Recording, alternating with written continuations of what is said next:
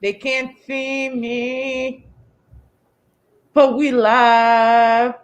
Dun, dun, dun, dun. Dun, dun, dun, dun. All right, I'm over it. Even though my students think I'm goddamn John Cena now. What's up, everyone? Where your promo at, Ray? Oh man, I don't know. Come on. Insane. Don't be a bitch. Yo, what's going on, everybody? I go by the name of Ray Pearson. Some call me the Bar Christ. Some call me Suave Ramon. What up, ladies?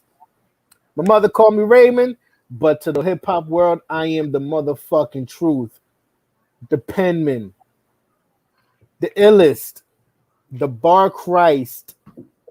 I am Ray Pearson, host of Quarantine and Rap, one half of the Gorilla Talk podcast. Oh, that sounds so spicy. That sounds really spicy, B. Dun, dun, dun, dun.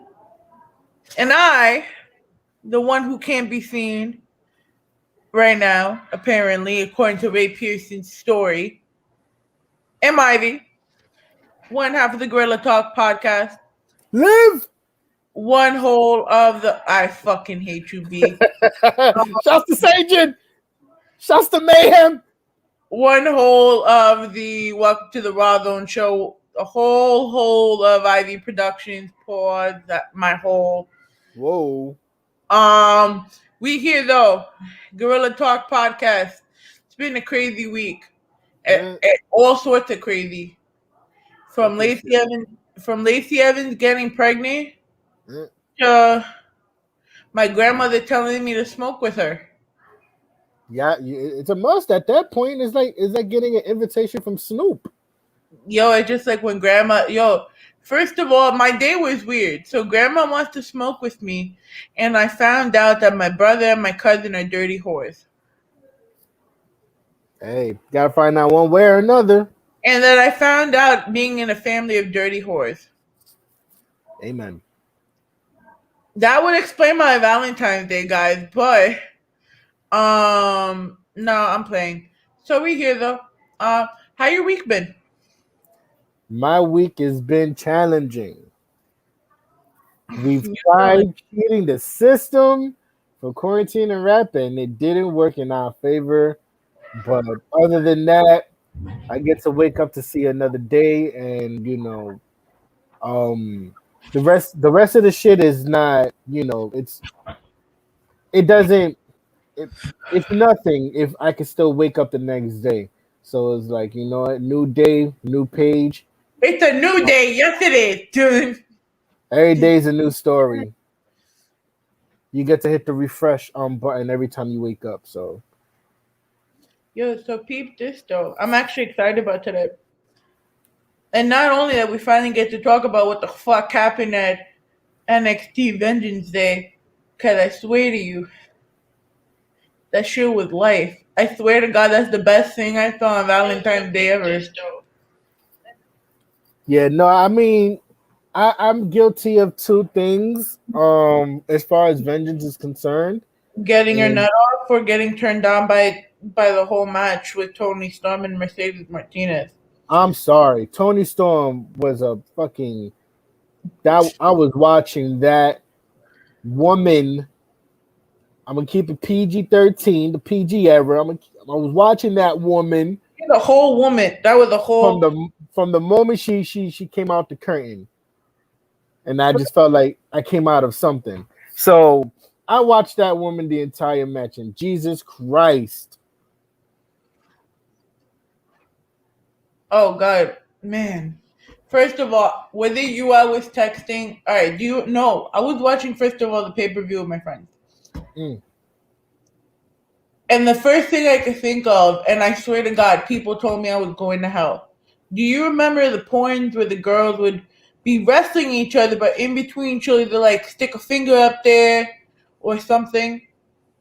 Yeah, I believe the promotion was called WEW. Was it? I don't know, but I actually saw the porn videos.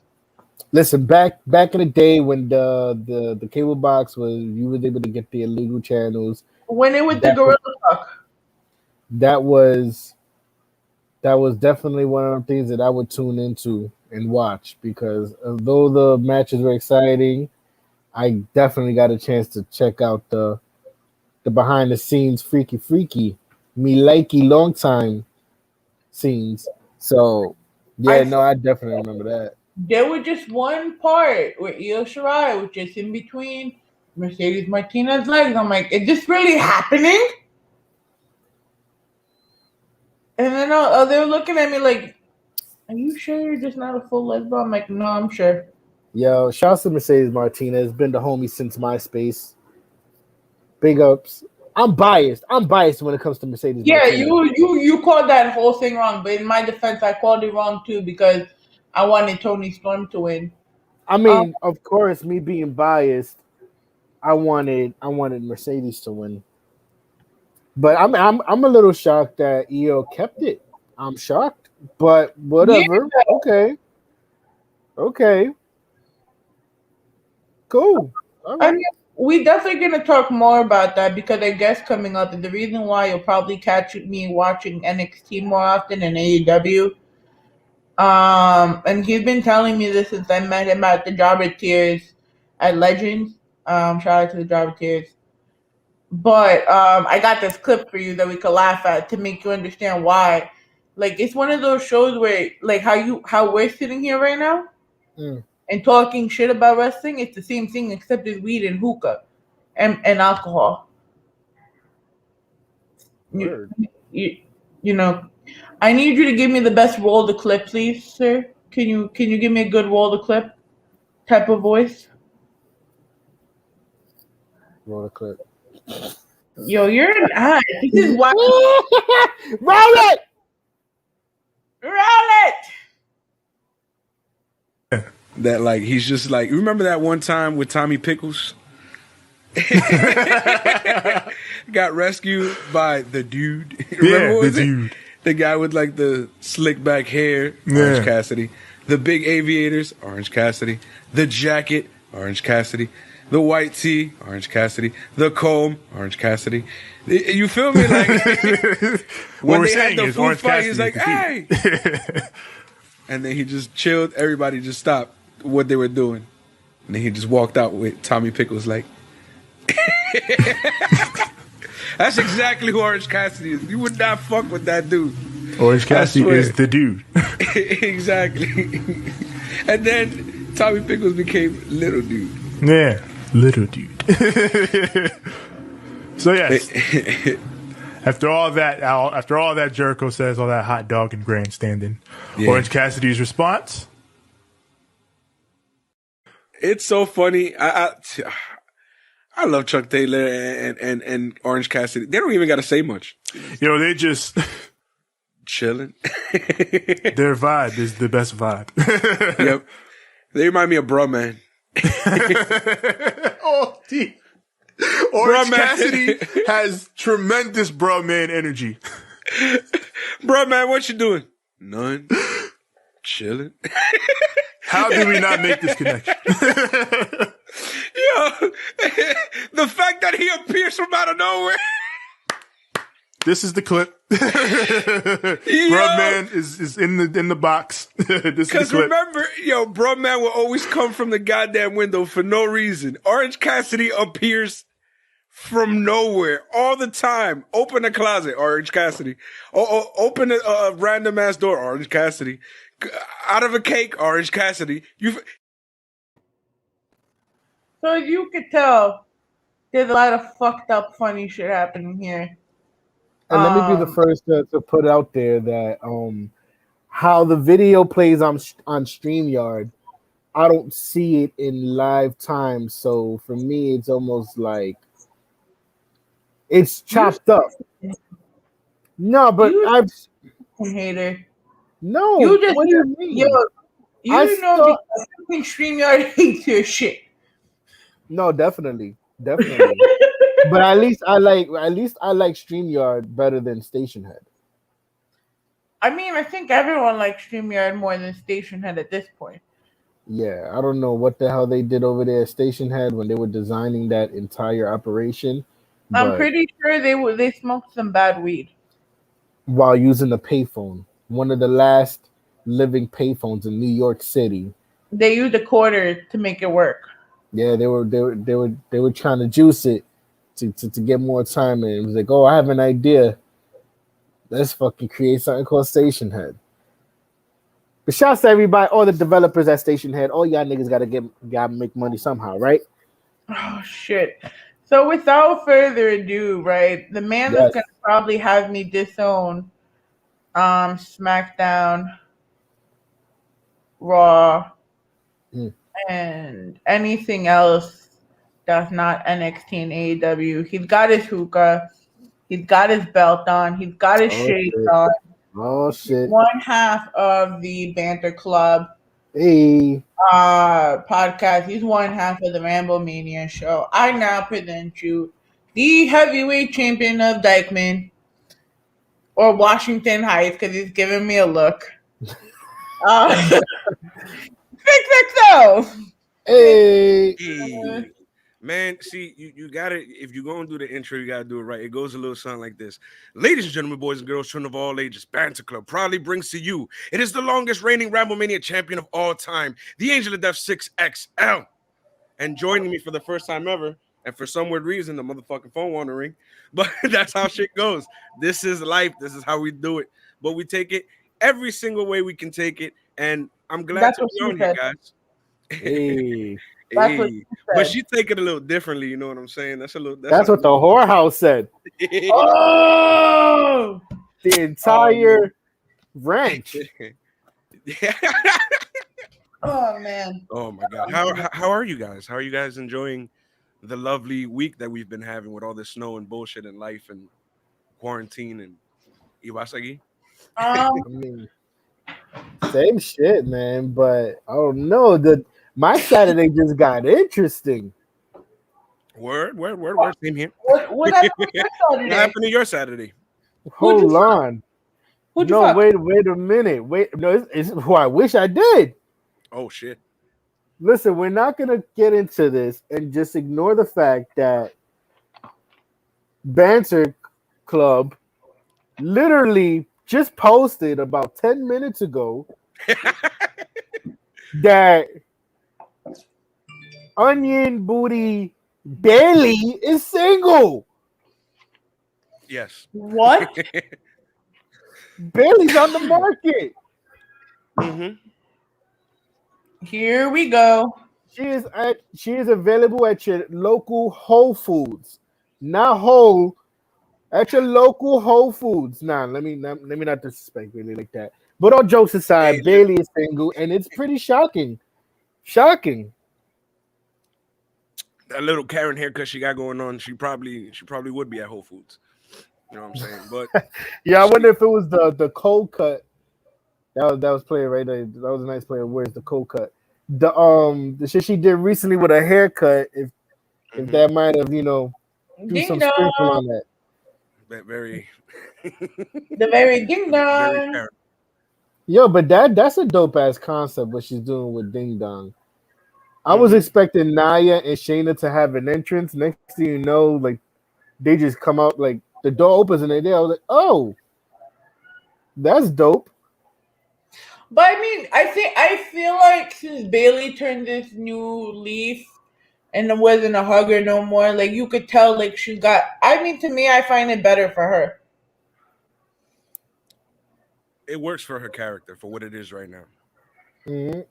Yeah, she since the whole the no crowd era, like I had said previously, she's one of the few that held the flag for the no crowd era, along with Sasha and Asuka and a few other athletes. Bailey Remember was, how you Becky know, Becky who? Becky had it Becky had it too before, she got pregnant, had a whole baby. No, wait, what are you talking about? Becky was holding it down too before she had a baby. Not the no crowd era.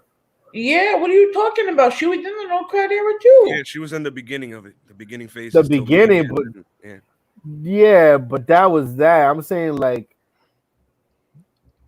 Listen, Bailey had more of a run with the no crowd era than Becky did. Becky was on her way out. listen, you got to remember too, the no crowd era is still technically going up until they allow the seats at Mania. So we still have No, another but this is a pre pre-COVID, uh, no, not pre COVID. What the hell you call these idiots on the screen while pre everybody's pre wrestling? Thunderdome. Yeah. This is what I mean. Like this is like Yeah, before that. yeah, before the virtual Because it fans. was what it was. Yeah, there you go. The virtual fans. I mean, listen, it was still good. It still brought them a lot of engage, like in a market sense. Their social media went up and all of that stuff by allowing the Hmm. different options that you can do it. Because Yeah, people were descending fucking snapshots of being in the Thunderdome. I was like, oh, I mean, I didn't like it per se. I'm still a fan of how they like how they do it with NXT. Like I like that whole Oh look yeah, with the cages around the Hmm. plexiglass. You still have some people in attendance, and you still have the virtual fans. Like I think that looks like some illegal fighting type shit. I see what you mean from that. It has a very dark feel to it. It's very Yes, yeah, it's very cage fighty. I would say something similar to like Fight Club, that type of feel. I like right. that feel. I like it better than all the bright lights and all the extra shit. WWE is trying to go for more of a sports audience and more of that lane versus instead of like what NXT is going for, which is like the diehard wrestling fan. Yes. I mean, shit. I prefer NXT over Raw and SmackDown anyway. So they Hmm. got my vote. Yeah, the CWC is incredible. I mean, if we didn't even talk about NXT, we had a whole pay-per-view Sunday, Yeah. and we were talking about mine and Six XL's future baby mama. Which one, Tony? Oh man. I was like, thank you God for these camera angles because Lord have Because mercy. That girl. those shoes Yeah. are definitely meant for walking. Yeah. That is like No, but it was a good match though. You can't even front. The whole triple threat women's match was great. Yeah. Of it course. was. You got Mercedes Martinez in there, who's goat, and then the fucking genius Oh of the yeah. sky in EO. They all went out there and gave it their best. Unfortunately, just like a lot of guys, the table got stage fright and it just collapsed the moment Tony Storm touched that shit. It was done. Nah, John Cena jumped on the tables. John Cena said, "Yeah." Yeah, no, but I mean, no, that match was definitely fucking dope. I'm Mhm. surprised EO kept it. I'm Yeah, surprised she kept it because I'm not gonna front like tuning in like I don't know. Seems like EO's getting a little stale. But what I mean, whatever for whatever reason they kept the title on her. Maybe they're building up so maybe someone's gonna about to take it from her. Maybe they're building someone up to be to challenge her. Maybe like a Zaya Lee mhm. or even Tony again or even Mercedes again. But for whatever reason, there has to be a game plan behind it. I Yeah. think NXT is usually good with that kind of stuff. They usually have some sort of game plan towards it. When it comes to EO, I can see how she's kind of getting a little stale with certain things because they, character wise, they haven't built much on her lately. But I feel like they always have a reason for these things, and they end up flushing it out some way somehow. I'm pretty sure they're just trying to come up with a good competitor for her to go up against since Rhea's up there now, and Mhm. Raquel and Dakota are going for the tag titles. So they got to build somebody else up to be that person to go up against EO and make it feel like a credible threat. And maybe they're building Tony Storm for that. so. Who do you feel, other than Tony? that could really stand toe to toe and take the NXT Women's title. I mean, there's a few. Maybe Candice LeRae. Candice LeRae is a really good get, but right now, again, she's doing her own thing. And like Ember is another one, but again, Ember's doing her own thing. So we just have to see where things spin off after, I guess the next maybe 2 weeks, because they're still doing pretty much Shotzi and Ember as a tag team for now. So we just got to see where it goes. Where there's still storylines that people are a part of. That's why it's so hard to like, oh, could Mhm. it be this person? Could it be this person? But I mean, the only people sticking out to me right now is Mercedes and Tony. Shit, Yeah, give us another triple threat. Give us another triple threat in an Iron Woman form, or fucking put them in a cell together. I yes. give us another triple threat. Or we can have Mercedes and Tony have a nice little feud for the number one contendership spot, and then that'll build the character to make the big person against Io. And then now you got two people that feel the same tier, that when those lights come down and they present that title belt, you feel like this is going to be a big fight. Like I honestly thought it would have been Mercedes, not Mhm. because I'm biased, No, he's but extremely biased. That's why he's picking her. no. That first of all, that's been the homie since MySpace. But Again, I, MySpace. Oh yes, I, MySpace. I felt I thought she was gonna take it because Io has the NXT Women's title, Tony had the UK on the NXT UK Women's title. I was like, oh, okay, I think this might be it, but I was wrong and surprised by it. But knowing that you got Triple H and Shawn in the back, there has to be some type of dope ass plan.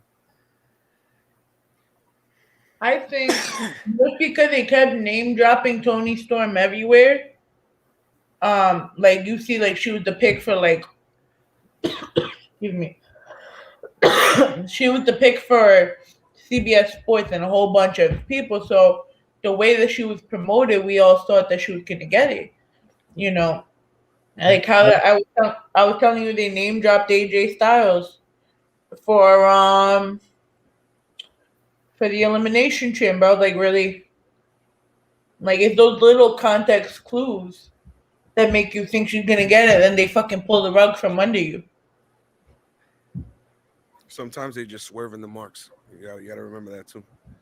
They swerve in the marks, so And they then keep trying to make us believe one thing when it's really the other. and sometimes plans change fucking minutes before showtime. Hmm. So I mean, you just never know. You just You never never know know. with WWE, everyone. How are we feeling about the Dusty Rhodes Classics? I feel like the right people won. Um, at first, I wanted it to be Kaden Carter and Casey Catanzaro, but then I saw who they were going to be up against, and I'm like, they're going to be up against Nia and Shayna. Who fits Hmm. that build better than Dakota and Raquel Reina? I forget what they call her nowadays. They Raquel switched Gonzalez. because at first it was Reina Gonzalez for like the first 3 months, then it was Raquel Gonzalez. It frustrates me every time. But anyways, Raquel Gonzalez is a perfect match for Nia. And just like she said, she's gonna stick her boot, right up her hole. So let's see what And happens. Um, yeah, no, I'm with you on that. It would Ray, um Ray got a wrestling hard on from that promo she cut though. Yo, but Raquel is fire. she's the tallest Mexican I've ever seen. Yo, and this ain't even a jab at Mexicans. Just because I googled her, I'm like, yo, obviously she's Spanish. The fact that Yeah. she used some Spanish words in her promo, she won me over. So I was Yeah. like, hold on, let me go to the Google real quick to see what exactly what descent is her. And they said Mexican. I'm like, Mexican? Shit. She confused. I would have maybe Puerto Rican, maybe Dominican, maybe. Because she But when tall. it said, yeah, that shit Maybe threw me off. Yeah. It threw that completely threw me off. I he actually called have Um, after. I know the reason for that, by the way. Her dad was a wrestler as well. So she has the tall genes in her. You know, her family. She comes from a family of wrestlers, so those motherfuckers. Enlighten us who her dad is. I forgot exactly who he is. I can look it up right now. But I know Yeah, for sure but that his father was a wrestler. they were built. They as soon as I saw them as the first team entering the classic, I was like, oh, they're gonna build these two are already a pair. They're gonna build them. From the gate, they were built strong. So it's like I see them winning. Now, what's this girl's name that pairs with Ricochet's girl? Who's Uh, Ricochet's girl? Casey Catanzaro. So it would be Kaden Carter. Yo, she bad. She's She a little Filipino and bad. Jamaican. What? Yeah, Oh my that's a nice god. name. Yeah. Hell yeah. For her too? That is a hell that's a dope ass mix. Mhm. But they're a dope team. I actually I like watching them do their thing.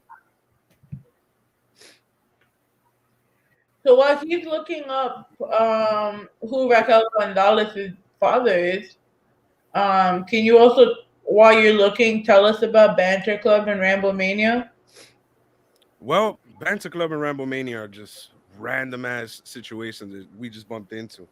Is it the same show though, or It's how do I explain this? When it's Banter Club, it's just me and Tevin talking shit. It's just me and Tevin enjoying ourselves and just kind of like having fun. With RambleMania, it's a bit more, all right, we got to do this, and this. We have Hazel involved. There's somebody else from the crew involved. And like, there's RambleMania is bigger than Banter Club. Banter Club is just really me, Tevin, and our friend Yoshi, who does all the news reports and stuff like that. Um, but that's pretty much it when it comes to that. Also, Hazel ended up having to move. So he moved up to, I believe he was either Massachusetts up there, and it was like a whole situation where I was like, we're gonna have to find a way where we can do work and without you and not have people feel upset or expect that you're gonna be there and you're not there. So, we just came up with the idea of like me and Tevin will market just a little differently and we'll be kind of like under the RambleMania show banner, but when we come together, it's always a different vibe. Like it's two different vibes. When it's me and Tevin, it's just two brothers talking shit. You know what I'm saying? When it's Hazel and the whole, it feels more like a bigger show, pretty much. Mm. so it's kind of like how Raw Zone is, and then we have this one, and we have all the little shows. I mean, not little shows, but you get what I'm saying. So her father's name was Ricky Gonzalez. That's all it says, and she's a second generation wrestler. That's pretty much all I could find right now. But I remember actually watching a whole YouTube video about it, and it was fucking dope. I was like, yeah, I didn't even know she was a second, generation wrestler. I didn't even know where that came from. But yeah, apparently her father's also a former professional wrestler, and when I seen pictures of him, he reminds me similar to like the Black Jacks and stuff like that. Like he Yeah. had a real cool vibe to him, and apparently like it was not just them; it was like a family thing. There was a few other people, but you know, if I would have actually had in my head, yo, we're gonna have like a serious situation about Raquel Gonzalez, I would have actually sat down and looked for it. But pretty much, she has it in her genes. And when she came out there, you could tell because the way she wrestles, it's almost like she knows what she's doing.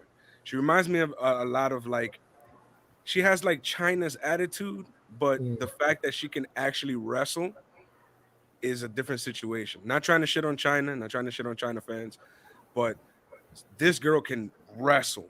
Like China could wrestle for what it was at the time, but Yeah. this girl can wrestle. Yeah, no, that was definitely a different time in wrestling, like the Mhm. way that they wrestled. Because no lie, going back to the Rumble, you seen some of these vets come in, and you think, oh shit, they're about to whoop ass and clean house, and then you see some of the moves they were using. I'm like, a suplex, a flying clothesline. Someone even, I forgot where I was watching this, but you know how they're normally a little more organized for the Rumble? Mhm. Mm, They said they didn't, like, someone had told me that it wasn't, they read an article where it wasn't actually prepared. So, because, COVID and all that shit, they were pretty much all coming in for the first time just to do the shit, and they were scrambling. Wow. That can explain the botch fest that was going on. Remember It when was you were talking to me ridiculous. about it? Someone else actually confirmed it to me that they just came over there. Pause. Hey, They I, just I came was up just waiting with for it. I was just waiting. hey. Hey, That's crazy. Hey, shit. You find something. You find out something every day, and I didn't even know that. yeah. So I can I mean, understand. I can understand that. you could feel it. oh, It's pretty obvious when once you like actually. But if you remember, they've been talking about this shit for like months of how they were gonna do this because of the COVID situation, and I guess they just couldn't find a way to do whatever the fuck it was that they wanted to do. So I mean, it worked. I mean, it worked. I mean, I still like. I'm not gonna get over how Naomi and Bianca Belair helped each other get back up without touching the ground. Mm-hmm. Let's really talk about that. That was hella teamwork right there. But Like shout out to, romantic. oh man, it was. I swear to God. First of all, Bianca with her long ass hair flipping in the wind, trying to get her ass back up, trying to help Naomi. That shit was amazing. I don't know if that's her real hair, but yo, like that's a long ass braid. I'm pretty sure most of it is, and then like towards the end, Yeah, where she uses as a weapon, probably isn't. she has a good amount of hair, and that's Yeah. crazy that we even talk about hair right now. But yeah, no, she has a good amount of hair. Yeah. I was looking through her pictures. She has a good amount of hair. Shout out to Abe from Detroit, tapped in with us. He's a diehard wrestling fan and a dope rapper from Detroit. Check him out. Yeah, what up though? So Dusty Rose Classics, we were with it. Let's talk about Finn Balor. Finn Balor, the man. He first of all, I don't know how he survived that. How the fuck do you survive that? That was a dope ass fight. That was a fun fight to watch. It was Ble- a fight to watch. Bleacher Report gave that match a A+. Mm.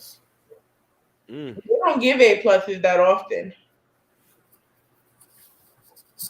I, because you saw like Finn was on the verge of tapping out, and you Mm. still see him wiggle his body to get to the rope. I was just Yeah, like, I'm a fan of both them guys. So I wasn't watching with, oh, I'm gonna go with Finn or I'm going with Pete Dunne. I was like, yo, like these dudes are about to fucking kill it. So I have to watch this. yeah, those two guys murdered each other.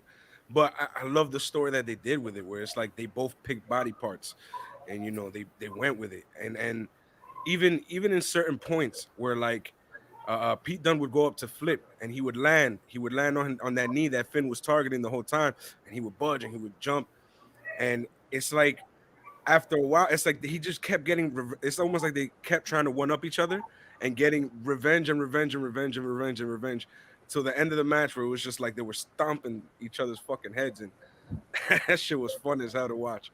They beat the shit out of each other. Very, very UK style match with the joint Mm. manipulation and things like that.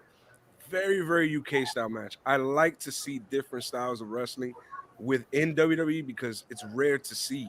It feels different and it's enjoyable because it's not the same Right. formulaic stuff that they usually give us. but all of that to be ruined after by fucking Adam Cole. Adam Cole, baby. It, I'm not gonna lie, that shit was dope. it was dope for the That wrestling shit was dope. Yeah. storyline perspective, but then I was like, damn, really? Now you're just gonna start from one? You're just gonna really? This is what we're doing? Just I going was from I was too busy calling Roddy a bitch. The whole time I was like, Roddy, you bitch, fucking do something.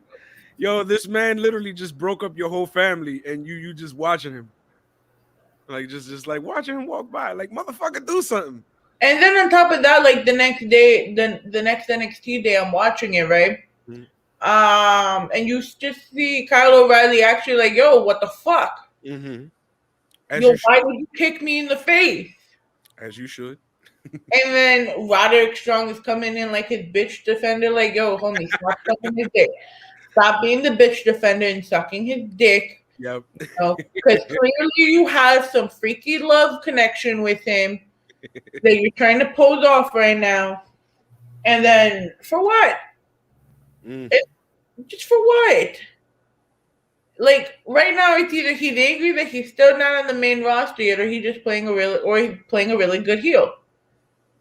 That's my opinion. Who, Adam Cole? Yeah. I think with Adam Cole's, you know Vince's type, and because Adam Cole falls in that same category as Johnny Gargano and Finn Balor, Pete Dunne, I don't think we'll see that happen. And if we do, that'll be amazing because I'd love to see Adam Cole go against AJ, go against Daniel Bryan, and some of these names. But we all know Vince's type, and Adam Cole doesn't fit that criteria. Adam Cole is in that weird position where he is and isn't Vince's type. On the mic, Vince's type. The way he presents himself, the way he is in public, the way he is, he's a star. But Vince McMahon likes them big old boys. And unfortunately, Adam Cole, just a small guy, you know. And it sucks because Vince is weird with shit like that. Because you look at some of the guys like Daniel Bryan and AJ Styles, who off rip, he was just like, yeah, I want to use this guy. But then it's like, we don't know what position he'll put Adam Cole in. And to be honest, being here in NXT is where he belongs right now and where he's most useful. It's crazy because towards the end of the show on NXT this week, he proved and showed what the fuck he's about. And he went out there and picked up that damn NXT title and looked at it like, you know what I'm saying? Like, this is what it is. This is the problem. This is the beef. This is why I'm doing all this shit, because Kyle O'Reilly want to go for that belt. Balor want to go for that belt. All these dudes, when really I should be the champion. So you And I think think no, go ahead. you're okay with, let's say, if it becomes Finn versus Cole again, or it's never been Finn versus Cole, but I feel like I've heard this before. So you're okay with the Vin versus Cole and Finn dropping the belt to Cole? I'm not saying that per se yet. I would have to see how the story unfolds of what's going on. But I don't mind Adam Cole being up for the title belt. You know what I'm saying? Because it could end up being fucking a four-way with Pete Dunne and Kyle O'Reilly. You know, Kyle O'Reilly, Pete Dunne, Adam Cole, and Finn Balor. And if that happens, that sounds like a badass match to me. Like, we haven't seen a good fatal four-way in years. So Yeah, on any brand. it would be dope. I mean, shit. I wish they greenlight NXT for an Elimination Chamber style pay-per-view because also too, um, Karrion Cross never lost the title That too. legitimately. So it's almost like you got all these guys. It's almost like that superstar hell 8-man Hell in the Cell that we got years ago. Mm-hmm. The one where Taker fucking push Rikishi off the top of the cell. It's almost like, yo, we need something like that. You got all these fucking even throw Velveteen Dream into the mix. We Velveteen need Dream. I don't know what they're gonna do with him because yeah. Wait. Did he get out of his rapey charges yet?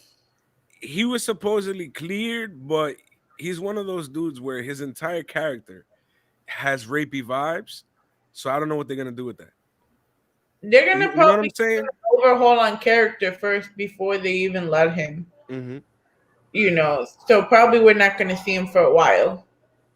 Yeah, let's see what happens. Because I mean, they were doing something cool with him and Dexter Loomis, and I actually like that. But again, we don't know where they're gonna go with shit sometimes. And unlike WWE, where shit usually doesn't pay off, and we're not gonna be like, well, I hope on NXT shit actually be paying off. So you got to be like, I don't even really know which way they're gonna go with this because they can Right. do some like psychological mind fuck and do some dope shit with him, or they might just drop him. You never know. Like that Dexter Lewis character is dope, but it's dope for a heel. He's on some Like that. TNA shit, like how that weird cycle that he was in TNA, Hmm. and is almost like a continuation over in NXT. And don't get me wrong, it's a dope fucking character. You don't know what to expect, but I think the character works better as a heel. But then the flip side to that coin is sooner or later it gets stale.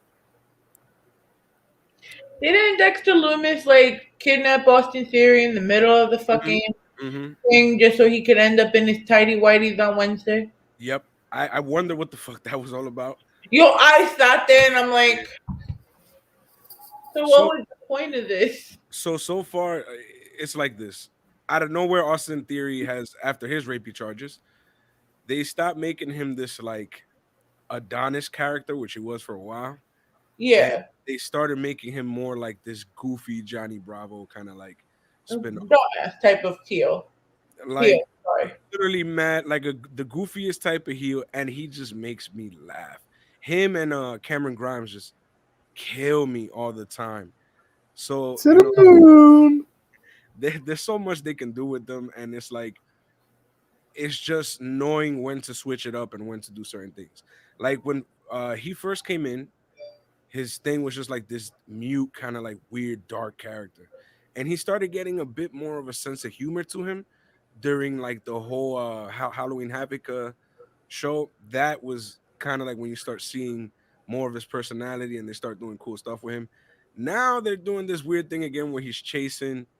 And, to be honest, I think it's time for him to get a little more serious, win a title belt, and go forward. But, He for probably now, they're doing something with him. So we got to see. I mean, he'll probably get something like North American. They won't give him something big right now. Pause. No? Um, listen, I just gotta make sure knowing Ray, he might tell me some other shit. I gotta cover my bases. So, we got a comment here from our friends in Detroit. This is the most NXT interaction I've had since Dynamite debuted. Y'all got me hyped to get back on the wagon. Yo, I'm telling you, because this is what happens when you talk to 6XL. He makes you forget that there are other branches of wrestling outside of WWE and NXT. I mean, AEW and NXT. I watched the stuff outside of it. It's good. It's fine. Whatever. Most of it is. It's just stretched. Like Raw is one of those shows where it's like 95% like just promo videos of shit, and it's draining. It's mentally draining. While you got a simple formula with NXT, 2 hours, clean and good to go, and then with AEW, you have a regular 2 hour show, but there's so many things that just bounce around and go left, right, and everywhere, and you got to like kind of turn your head and pivot every 5 seconds because you never know what's gonna happen next. And those two energies, for me, is are good wrestling shows. You got one show that you're gonna get a good show because this is how they run, and then you got another show where it's just like shit happens everywhere, and some of it is like amazing, some of it might be like but there's a lot of moving parts when it comes to AEW. There's so many stories, and now that they've opened the forbidden door and they're working with New Japan and they're working with AAA and they're working with Yeah. and they're working with they they, they they're basically saying if you want to work with us, we're down. And And that's something that WWE to this day just hasn't found a way to do without completely crippling a company. So yeah, let me ask you a question, right? Because me and Ray talked about this either one episode ago or in the beginning episode that we did. Because we're only at number 3, so it's not like we could say we have a lot to fall back on right now. We not you guys. They got like 100 episodes. So isn't it hard to keep track of who's really a winner then? Because they're on the same level of talent in each of their respective promotional companies. So if I have the tag team championships like Gallo and Anderson and then the Young Bucks, Mhm. how does that work? Okay, does that mean if one person loses from AEW, That means AEW the wash to Impact. Well, that's the thing with the way that their interaction is. It's not like you come out here, you bring your guys out, and they're all of a sudden a part of the show, and they're like they're blended in now. No, it's like they have their titles, they have their people, and their people might come in for a match, which will build that character or that person or that act, and it'll get them over for the next show that they're gonna do over there. And you got fans that are watching here, watching there, and it's usually something that doesn't deviate too far from what the storyline is. And when it is going to be something that's going to deviate so far out of the storyline, they include it on both shows. So it's a very smooth way that they do it. It's more like a lend me your guy, I'll lend you my guy, and then you make them look good, and I'll make your guy look good, and then whatever progresses story wise, the people will buy in their head like, yo, I buy this team. I might as well go watch this show too, or things of that nature. Is wrestling is not a world where there can be too many companies. You know what I'm saying? Wrestling is because everything is always going to be different. It's more of a you as a person, what you like. It's similar to like what the music world is going on right now. They do have all this shit that we hear on the radio that we might or might not like, but then they also got guys like Griselda and people like that you as a hip hop fan can go and watch. You know what I'm saying? Mm, word.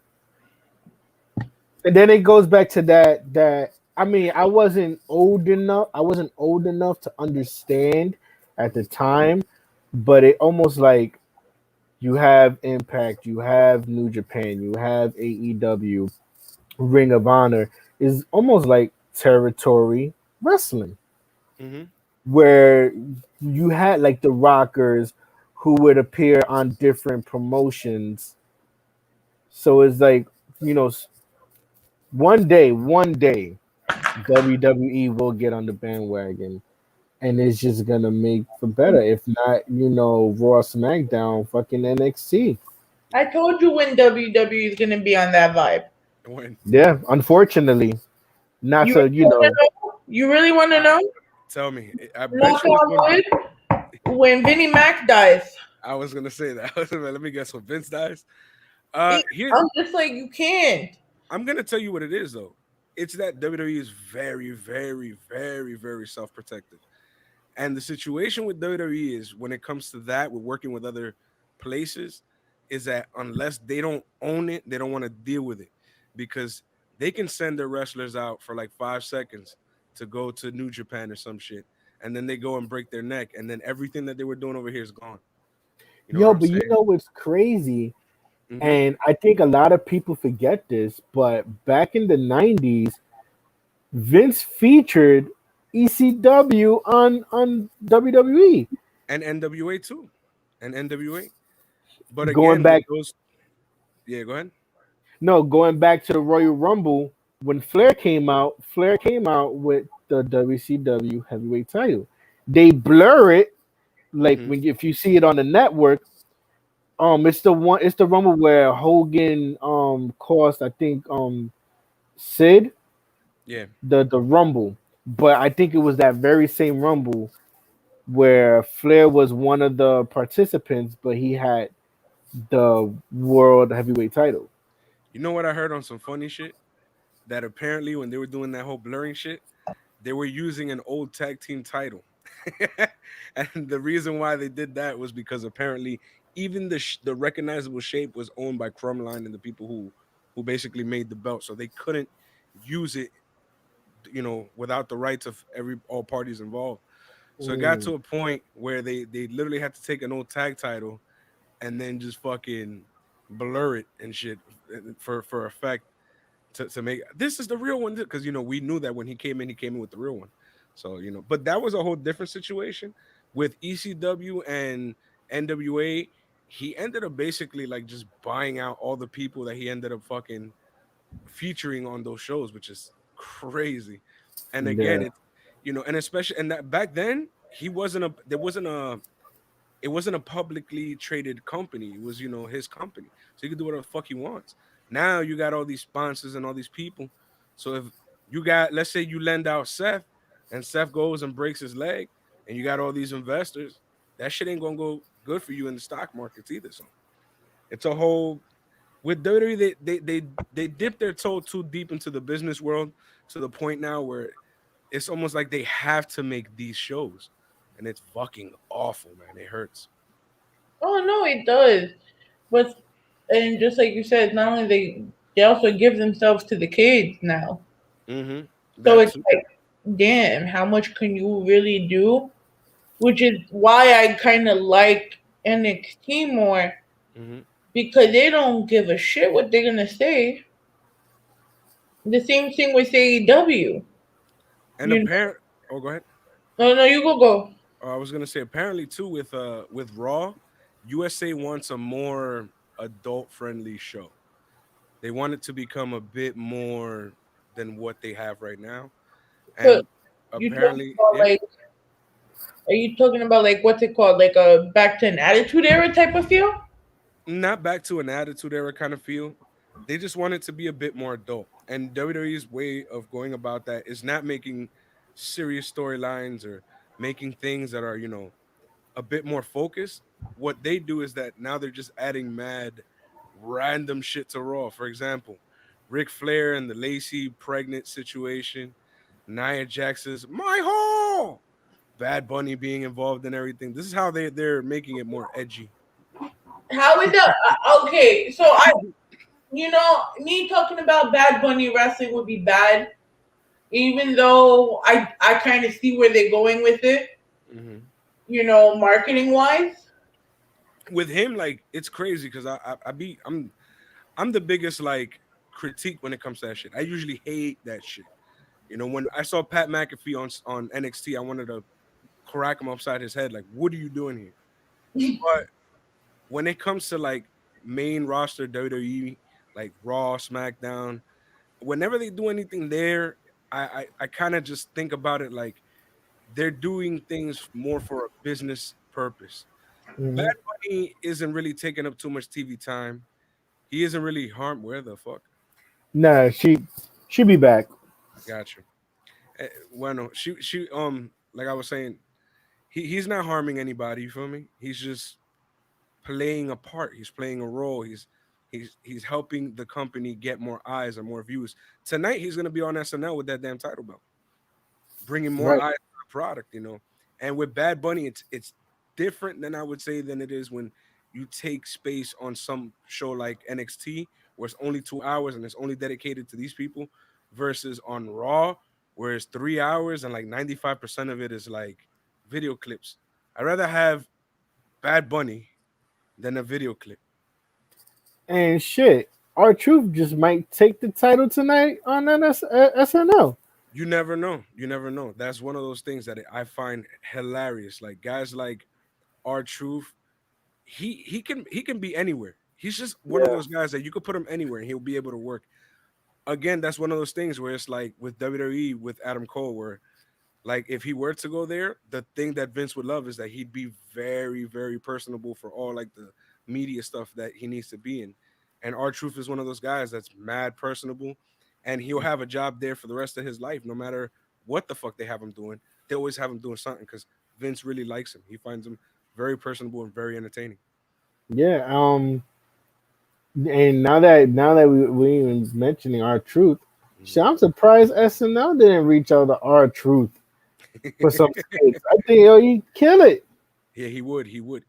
But who knows, man? I don't know if you remember back in the 90s when it was The Rock hosting SNL, they had Triple H come out and they had Big Show. Yeah. They had a few wrestlers come out. So I want to see if they're gonna do that or not. Because when they did it with Braun, where they came to WWE for whatever, I don't remember having Braun on any of their skits or having any wrestlers on their skits. So I don't know what they're gonna do, but I hope that they would bring in somebody like an R Truth Or our or truth take the title during the Mhm. skit. Yep, on some like because remember I think they even had Mick Foley there once, and it would be fun to watch some wrestling shenanigans go on. Do you remember Mad TV? Yeah. Mad Hell TV yeah. was another show that had wrestlers on it all the time, and it was What's his name? Will Sasso. Will Sasso. Yeah, when he did the What? Yo, oh man, there was this video of him and Stone Cold as like watching TV. Hey, I think he's Stone Cold's watching TV. He's like, "You want to see Stone Cold take a shit? Give me a hell yeah!" Stone Cold looked at him and he's like, "What are you doing?" He beat the shit out of or did he? Yeah, he stunned the shit out of him, right? Yeah, Out of poor Will Sasso, from what I remember. That man, and they had the makeup like on the face where they really made it. They caked it in and made it look real. Like he really looked like Austin. They did a really good job. I like that shit. and he was on WCW Hmm. in the feud with Bret Hart. I remember that very shortly, but I remember that. I still, but you know that like things like this always happen. Like for example, with Bad Bunny, I mean WCW used to do it heavy. They had Karl Malone, Dennis Yeah, Rodman, and Jay Leno, David Arquette, and they won real titles. So if people yeah. want to complain, they can go back and complain about all that shit. Like, And the crazy thing is that I was telling Katie is like, with this whole shit with Bow Wow, it's like I understand. First of all, whatever Bow Wow wants to do with his time and his career, that's on Bow Wow. mhm, My thing, right, is that right now, Bad Bunny is a bigger artist than Bow Wow. man, Bow Wow So ain't it got makes shit. perfect Yeah, sense yeah. for Vince to go with the biggest artist right No. now. That makes perfect sense. But Bow Wow, man, I'm gonna say these I'm gonna say my few little words about how I feel about it, and then that's the end of it because I don't want to even give it the attention. I'm sorry, he ain't got shit to bring for WWE. Not a damn thing. He hasn't been relevant in years, and then he wants to get upset, talk about, oh, tell me how you like the next Fast and the Furious. My nigga, I've seen you in like one or two of them shits. That's it. So what are you hype about? You haven't About been, 1.5, yeah, because his second appearance might have mhm, gave him the check, but yeah. that second appearance was like it was like one of them episodes of Power Rangers where you got one of the vintage Rangers come through, Hmm. and that was one of them nostalgia Yeah, scenes. it was a But cameo. yeah, but it is. I don't mean unless fucking the Miz, like brought him in Yeah, yeah. for a short period of time with the whole feud with Bad Bunny Hmm. and Damian Priest, I would understand that. But who is Vince gonna benefit from more? Bad Bunny right now, Bad Bunny or Bow Wow? Now, if we talking about a situation where they brought if Bow Wow was at this age now, if he was when he first came out, I'd understand. Because Yeah. at that time, Bow Wow was Bow Wow. Hmm. If it was like 2000 something, when all the girls are going crazy, and he just did a quick little stint, Hmm. whatever. But Yeah, he's not. They don't benefit from him. There's nothing to gain from that man. Like from Bunny, we get it. He has that broad appeal. He's international. Whenever you go to a club, you hear a Bad Bunny song. You know right. what I'm saying? Like with Bow Wow, it's like fucking last thing I remember was that "Let Me Hold You" shit from like back when I was a kid. Damn. That's that Like, joint with a Marion. and then after that, like I don't remember shit, my nigga. What have you done? You feel me? What have you I've done heard since? about him trying to retire so many times. Hmm. I've wanted to diss him so many times.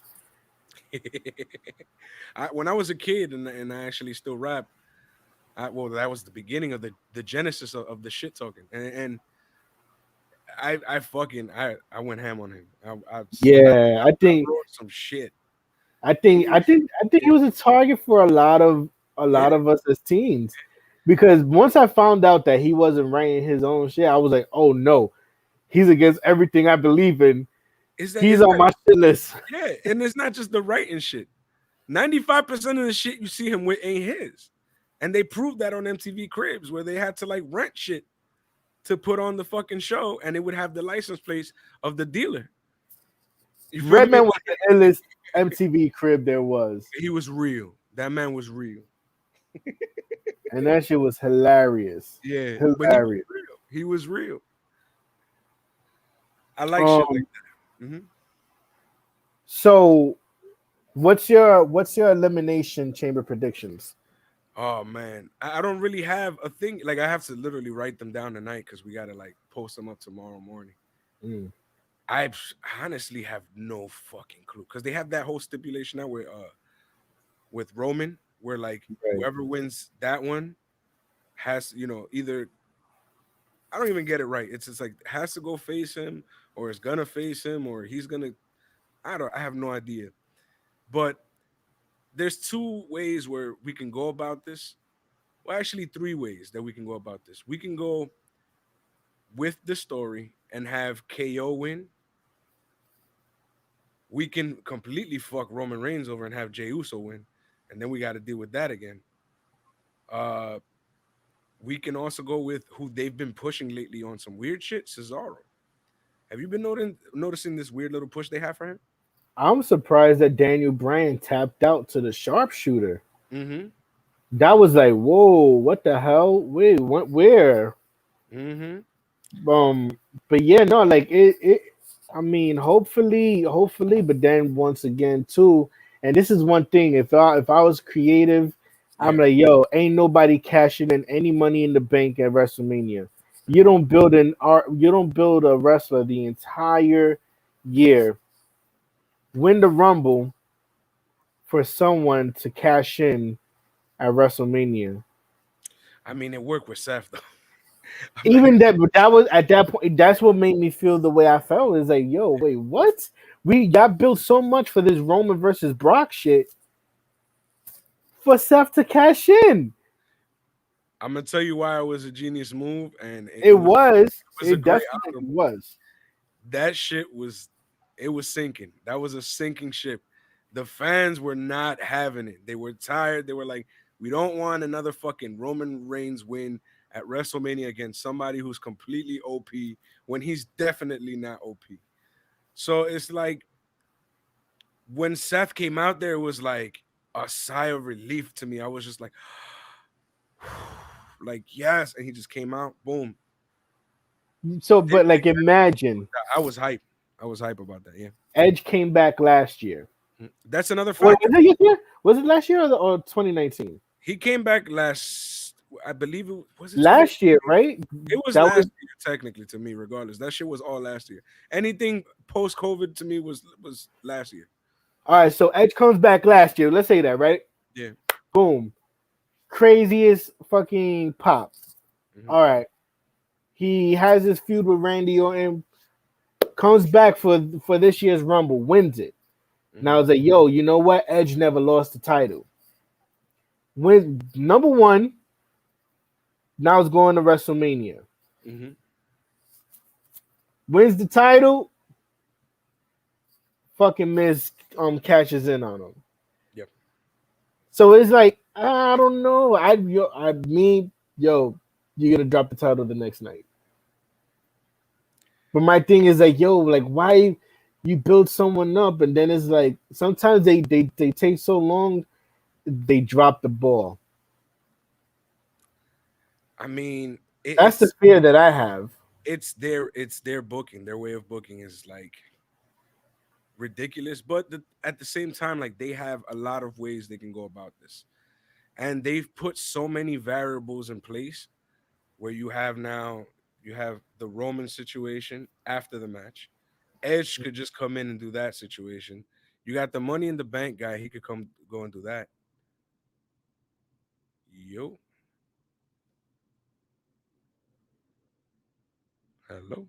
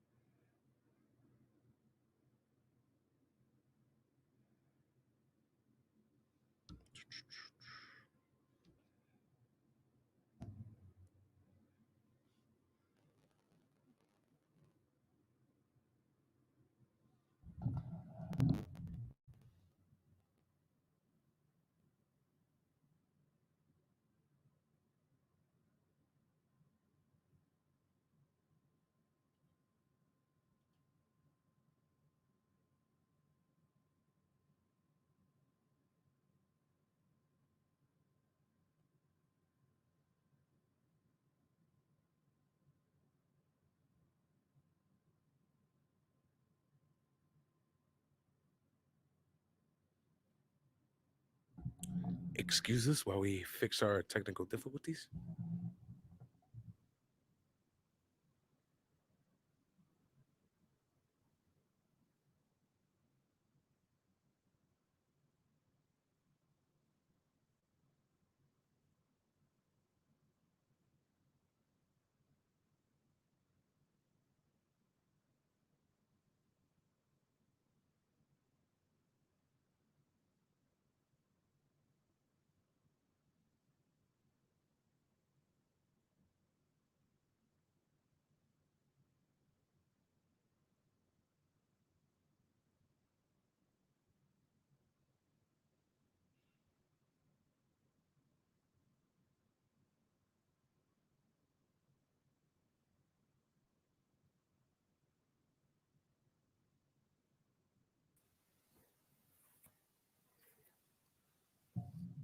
Yo, you can hear me? Yes, I can hear you. I First of all, I just want to apologize to everybody. It's My cool. Wi-Fi, for some reason, wasn't connected to my Wi-Fi. It was connected to someone else's Wi-Fi. Threw me off completely. All right, so I forgot what I was asking you, Hey, shit but happen. what match are you excited to watch? To be honest, that's like my biggest thing right there. Just that match, which is basically the elimination chamber for SmackDown, Mm, because of that whole messy situation that you got now. Because you have Roman, right. right? On top of having Roman, then you have Edge, you have the Money in the Bank winner, and then you have whoever wins the goddamn elimination chamber, and anybody can gun at that point. Mm. That you know what I'm saying? I like that they've spread their variables to that point where like you can go this way, that way, this way, that way, because that's a rare situation in main roster WWE. So my bad. I'm still at DTF, so I had to make sure everything was closed and locked before I could continue potting with you guys, because I don't want to get kidnapped like Austin Theory did. Yo, we completely froze for a second there. You missed it. Oh man, I miss his Glitchosaurus. Yes. We completely glitched out for a second. I was like, where'd everybody go? So Khakis. you get a khakis. All right. So what have I missed? We were just talking about what we were thinking of, you know, the elimination chamber, and what we really want to watch, what we really want to see, what brings us in to the situation. Did we talk about the women's elimination chamber yet? No, No, Is there gonna be a women's elimination chamber? don't think so. I I have. don't think so. I'll show. Let's see what I have so far for the card. I literally Because here's my thing, right? shout out to Hazel because he always does this. Hazel always hooks us up. All right, so far I got the two elimination chamber matches. We have the United States championship match. We In the elimination chamber. for the show. Okay. We also have Lacey versus Asuka, which isn't she pregnant with it? Anyway, That's what I was gonna ask. How is Lacey gonna face Ashka if you're genuinely pregnant?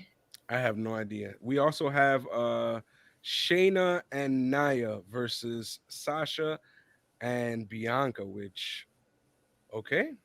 Somalia the sommelier did all that shit. How do you feel about Reginald, guys? Reginald, is starting to grow on me. Right? Like like the same way Ellsworth grew on me. Okay.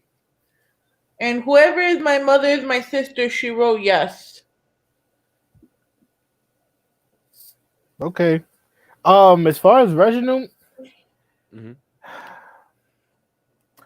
I don't know. I have mixed feelings about that situation because they're flirting with the what do you call it, the intergender Hmm. fights, but they literally have him getting his ass whooped. Like all that like the flips and shit he does is cool, but if you're gonna tease it, go for it. and have it be something dope with someone who can match him on it. Mm. I feel like I like the fact that they're thinking outside of the box with him. I don't really know where they're going. It's a weird situation because they've been flirting with a lot of the intergender stuff. If you Mm. watch on NXT as well, they got Boa doing shit like that, where he's doing like where some of the girls will attack them or stuff like that, or he'll get involved in something with Zaya Lee, and it's strange, but to me it shows signs of they kind of want to do something with intergender wrestling. I mean, but they've been I'm all hinting for it. at that since Ronda Rousey. Yeah, and to be honest, I'm all for it. And the reason why I'm all for it is because I mean, there's certain things that might look a little wrong for little kids who, don't really know too much. But I mean, that's why you got to be a bit more adult about certain shit. And I mean, the kids will, as parents, you just got to be parents and be like, all right, listen, this is wrestling, Hmm. what it is. Because to be honest with my nephew, when I show him NXT or AEW, that's a little bit more adult. I explain to him like, yo, this is wrestling. This is a show. Don't Don't repeat what they say. yeah, or what they do. So it's Yeah, I, it's one of those things where it's like just if you're gonna do it, do it. I mean, Tony Khan won't do it because he doesn't want to do anything with intergender wrestling. He's like, if you're a female, you're a female. You wrestle with the females. If you're a male, you're a male, and you'll wrestle with the males. Yeah, but how does that work? Because wasn't in AEW Sunny something or another? Sunny Kiss wrestles the men. But and Nyla Rose, that's her name, right? Nyla Rose. Nyla Rose wrestles women. She identifies as a woman. She wrestles women, and Sunny Kiss still identifies as a man, and he wrestles the men. okay, see, that's what I didn't know what he identified himself as. And that's to all you immature ass people with your comments. There you go. There you have Oh, it. you talking about Val Venus when he talked about how Nia Rose shouldn't have gotten the Nah, just AEW title in the beginning? That well, that goes to any internet wrestling community who feels the need to like, well, that was she's really a he. Listen, she she's a she. All right, let's just I leave it mean, at that. if she got the wee wee snipped, then it's a she. That's how I think of it. To me, it's like this. I don't want to know what's going on down there, but if you're a woman, you're a woman. You can't go back and forth. Do what you do.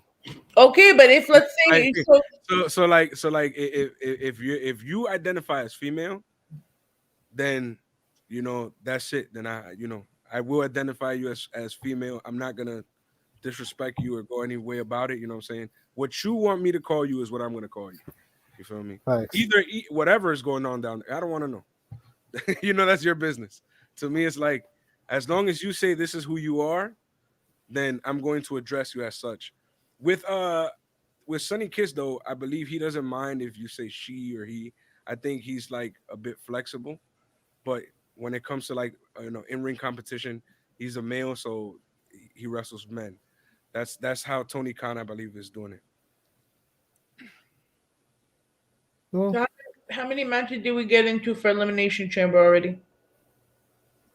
well, we were talking about the possible, like, Mhm. miscashing in and like, throwing a wrench into the whole shit because it's all right. All right at this point. I could see Edge, like it makes better sense. The Edge fights Roman, Well, yeah, and but we all know that if that's what it's alluding to, if that's what WWE and Fox wants, that's what they're gonna get.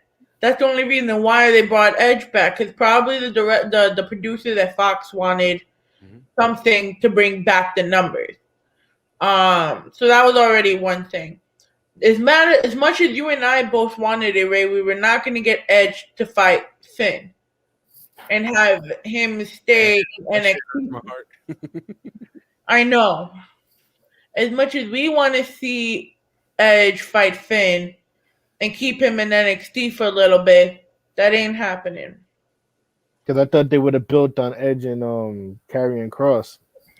They would have built on something, anything. I feel like, or they might just hit us with a surprise. Who forgot for all we know, because this is the way WWE books. This is how crazy it is. For all we know, Jay Uso wins the fucking Elimination Chamber. Roman fucking brutalizes his ass. And The then Rock, the Rock comes. the Rock comes out and goes, "What the fuck are you doing?" Handles that situation, and Edge goes either for Finn or for Drew. For all we know, they WWE has.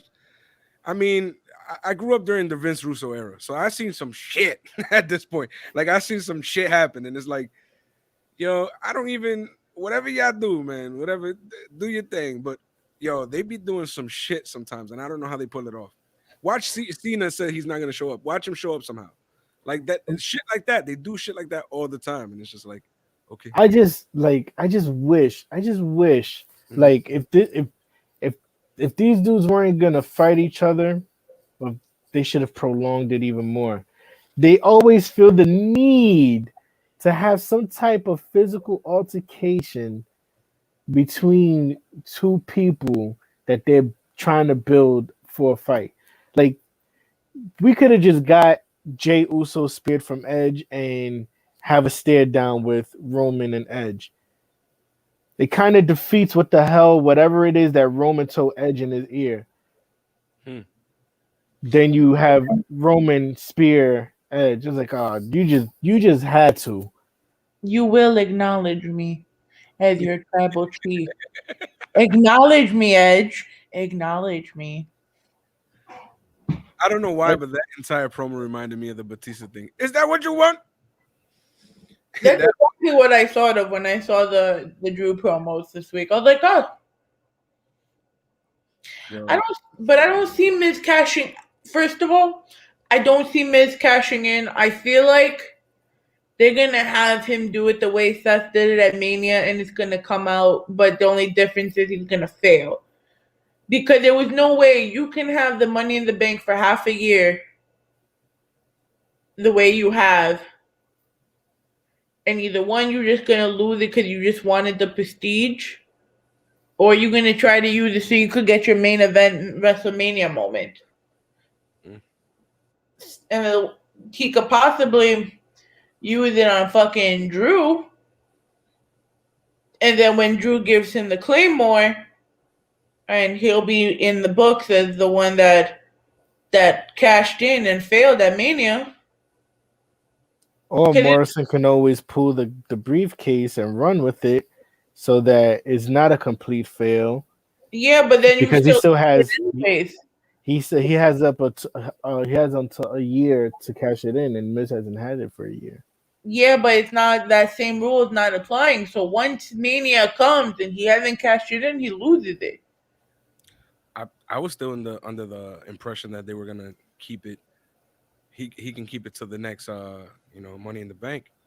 But if that is the case, I mean, he could.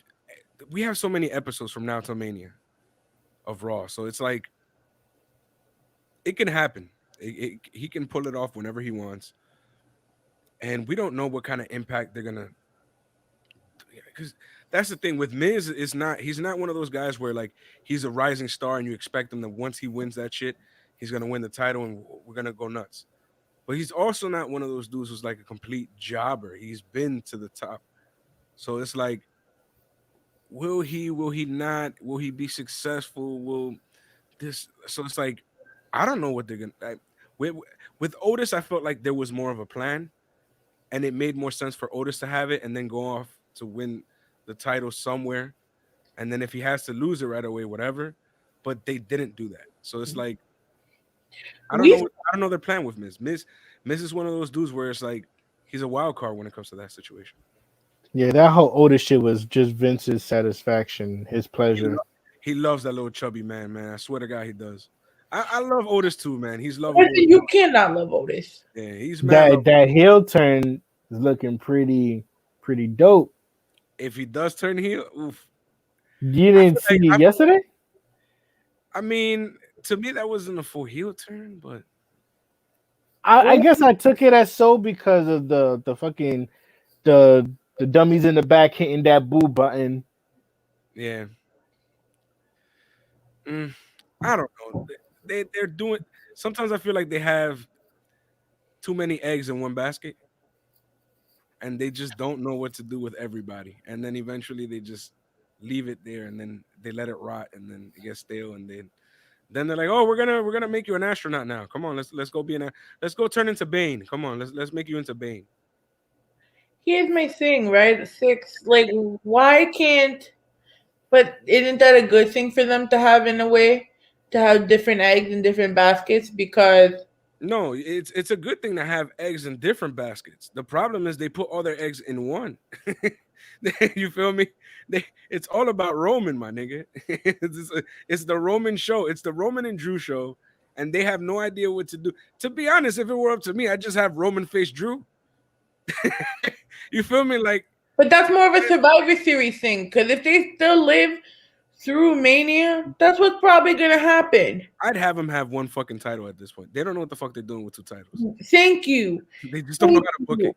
I'm sorry, the brand split. Mhm. Like, I always thought the brand split was stupid. Yeah, I was never a fan of it. But now it's like, okay, but then again, which show which would you still have the title on which show? Now, here's the thing, right? The brand split made sense when before COVID and they had that huge, immense roster. But at this point, where like you just got all these few people who like aren't afraid of COVID and decide to go to your job, I would have a few things, pushed together for a little bit. I mean, what do we need two champions for? They have no idea what they're doing with Drew. Drew doesn't have a real opponent. You feel me? Like, Drew hasn't had a real opponent since Randy. yeah, so it's like he doesn't have a real opponent. Then you're over here and creating this OP-ass villain with Roman, but he has no big star to like really tackle him down. So it's like they bring back Edge, but it's like you got one guy now that can like go up against Roman or Drew and make or break each star. But then it's like, but then we know this guys, what are you gonna do? It's ugly right now, and I hope they fix it by Mania. But this is why I hate talking about the main roster because it gets me mad. Them niggas get me tight because they're a hot mess. I'm a bit of an empath, so I try to like put myself in their shoes and try to figure out, how to how to work through their constructs. But at the same time, it's like, yo, you got the fucking shit in your hand. You got AJ, who you could have built from then to now to feel like a credible threat for Roman. You have Kevin Owens, who you've just been putting him in the same spot. It's the same way I feel about the Big E and Apollo thing, where Big E and Apollo just started having this little feud, and it's been on and off, and it doesn't make any sense. And you just got Apollo Crews, who you could build to be something, stuck. You could have built Big E. Big E should have won the fucking Royal Rumble. He could have went off to fight Roman. He could have beat Roman. He could have became a big star. But I guess they didn't want to put the rocket on him that quick. But I mean, it's like, yo, you don't have a lot of people right now. You don't have a lot of stuff to figure this shit out. Stop. No. And then the brand split just ruins the fantasy matches. Because they don't have the roster depth right now. They had it before COVID, which is why when they split, I was like, okay, that makes sense. You have too many people. Oh, they don't know who's facing Asuka. Sorry, I was reading the card. Oh, they don't? They don't, because it says here Raw Women's Championship, Asuka champion versus TBA. Wow. So it might be Charlotte. Or it might be Rhea. I hope it's Rhea. I want Rhea. I'm sorry. Give Rhea a chance. Yeah, I'm tired of seeing the same. It's almost like you're watching Hot 97, but in wrestling form. It's like watching any New York music station in wrestling form. Give me the same 5 songs over and over again. Let's do it. Let me hear the same 5 indie rappers all over again, and then we'll talk about it. Oops. Oh, man. Spotify is doing a better job. Shit, at this point, I don't mind seeing fucking Oscar versus Ricochet or fucking Mustafa Ali. Just give us something different. Jesus Christ. Mustafa, whatever happened to Retribution? What happened to your besties, Ray? Yeah, my besties. Fuck them. The Hurt Business is my besties. Yo, that was a dope feud for You know what I mean? That made me like the Hurt Business. Mhm. They Oh just come yeah, out, take off the jackets, take the watches. I was like, oh, they getting right to business. You know where they fucked up? Ricochet should have joined Retribution. That's where they fucked up. That would have been way more intense. Then they could have feuded for a bit. Then they could have went on. See, but the thing is that Retribution was meant to destroy the WWE, and they're not yeah. fighting. But see, they made that shit drag so long. Yeah, And they made that shit drag so long with the whole hacking and all of that. It's just like, what's the point? And then you have how supposedly they were trying to promote black excellence for once, mm-hmm, with the Hurt Business, mm-hmm, and then you still see them little bitch infighting in between. So it's like, yeah, okay, you're dropping the ball on that storyline. Now MVP has an injury. mm-hmm. So what's going to happen to the Hurt Business if MVP is not there? Speaking of MVP, he held his own on that Griselda Hurt Business remix. Yeah. So big ups to MVP. He held his own. Listen, Absolutely. people slacking on MVP. He needs like some real title shot, like a real one. Yeah.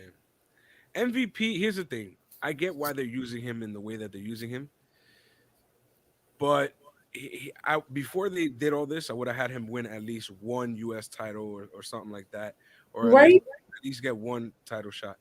Then afterwards, and have him be like this big Papa that he's being right now, like the Papa Bear of the squad. But at the same time, too, like if you pay attention to that little storyline, they got lost somewhere in between. I feel like they had a whole different plan for both teams, and something happened somewhere where it didn't go to their plan. So you mean COVID? Not just COVID. I feel like something else because they planned this during COVID when it comes to the Hurt Business. With Okay. Retribution is understandable because of COVID. That that's all understandable. But again, it's like then why pull the trigger on the idea without then build it, do something with it. Don't just throw it out there and then be like, well, this was it. Because in my head when they brought up Retribution, I thought they were gonna have like the Dark Order. How they have like where the Dark Order is like before God rest his soul, Brody Lee passed away.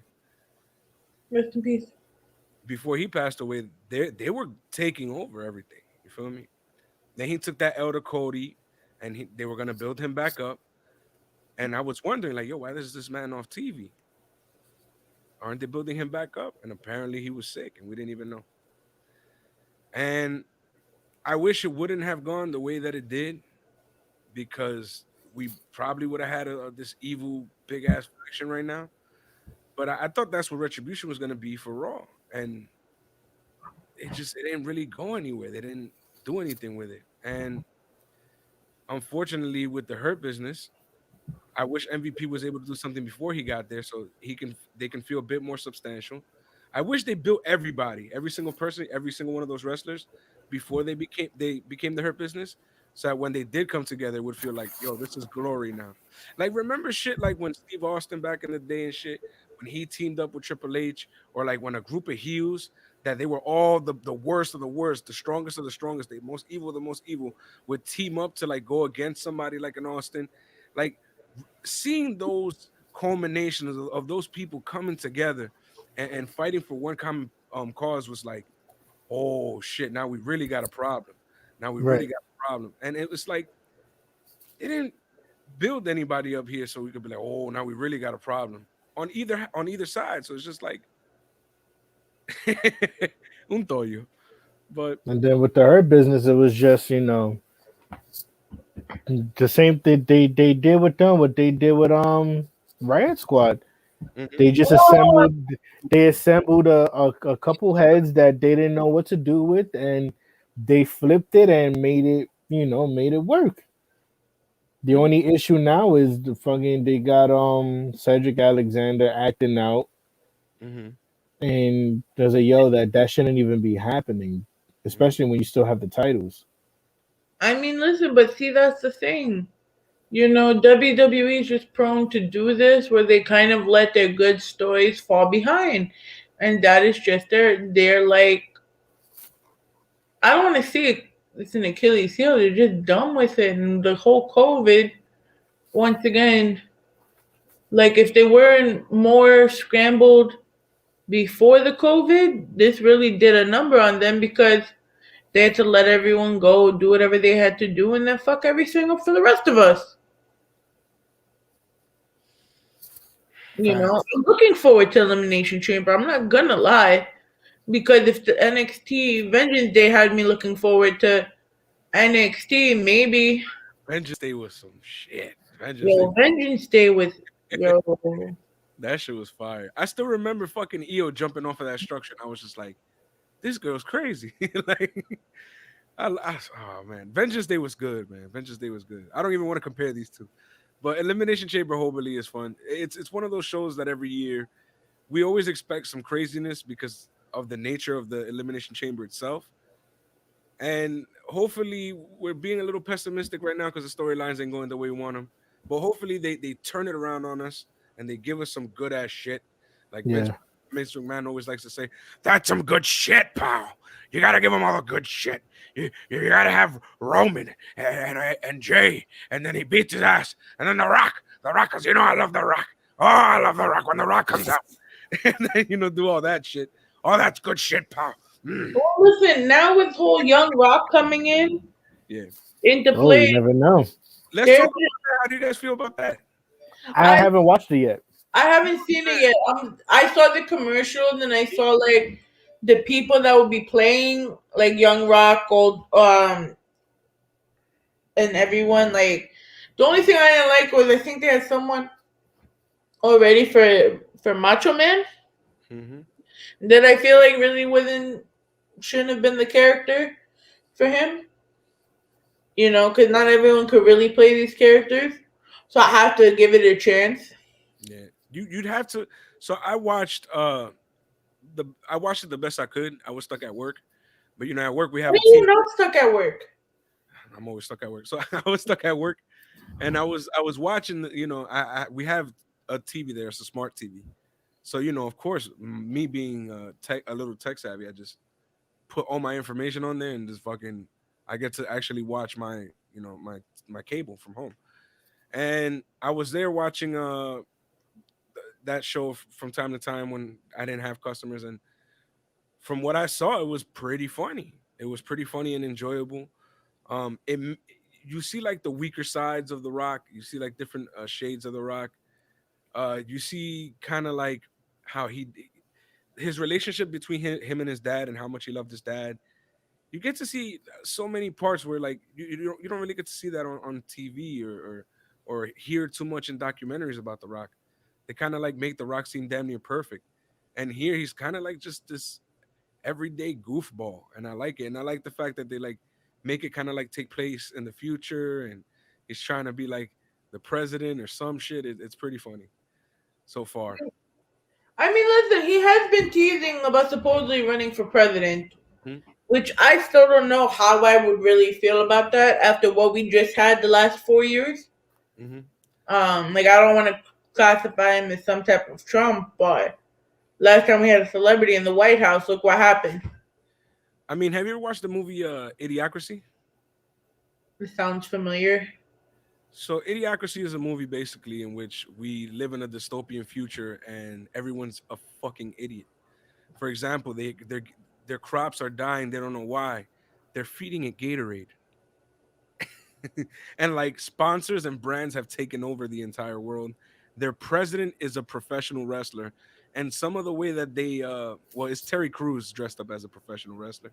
Why would you bring up Terry Crews? He's in the fucking show. What do you want me to do? And No, look movie, at Ray's face. what Ray, happened? how close are you to it?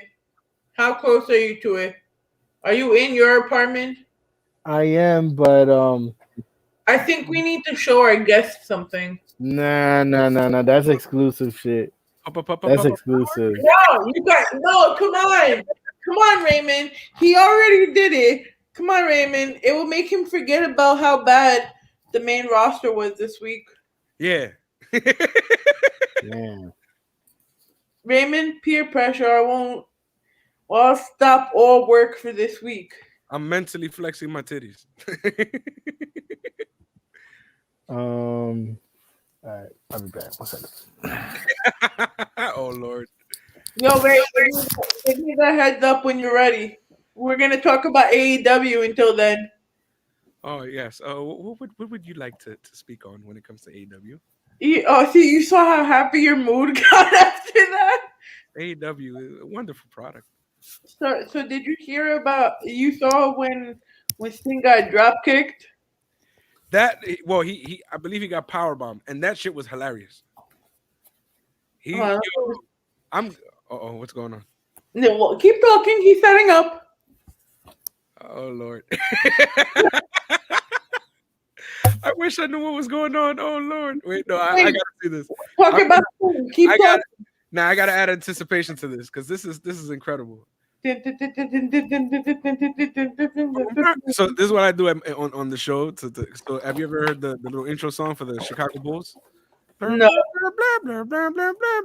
Oh, So in my head, that's what's playing in my head as he's doing all this shit. I'd rather you play a song from White Chicks. Oh no! Oh Come on, my guys. god! Oh my god! Oh my! Make it back downtown. That is Ray Cruz for you. Oh man, how did this come about? How? Katie, I heard that screenshot. I Yeah, know. we all heard that screenshot. I finally got it. So Oh my god! I get to punk everyone with it now. That's all I need. I just want to understand how this happened. Where what? All right, Here, so I'll this is start this. Yeah. So Ray wanted to provide motivation to his mother Mm. that likes to work out in her home office. Mm-hmm. so. But All right, Ray, hold on. So this is what it is, right? Okay. You remember White Chicks when Sean brings Shorty to the crib and she sees the picture, Mm-hmm. and Sean was like that. His trainer, is his inspiration. Yes. So there's a little room, right, that my mom is working from home at the moment. Mm-hmm. But we also have an elliptical and we have a treadmill in there. Okay. So then it was like, I want to do something funny, but also kind of make it uncomfortable when it's time to get on the elliptical and the treadmill. So then I remember I had took this weird, creepy ass picture, right? That explains my face. So I told, and then the weird shit is that it was my mom who took my picture, but she just didn't know what she was taking the picture for.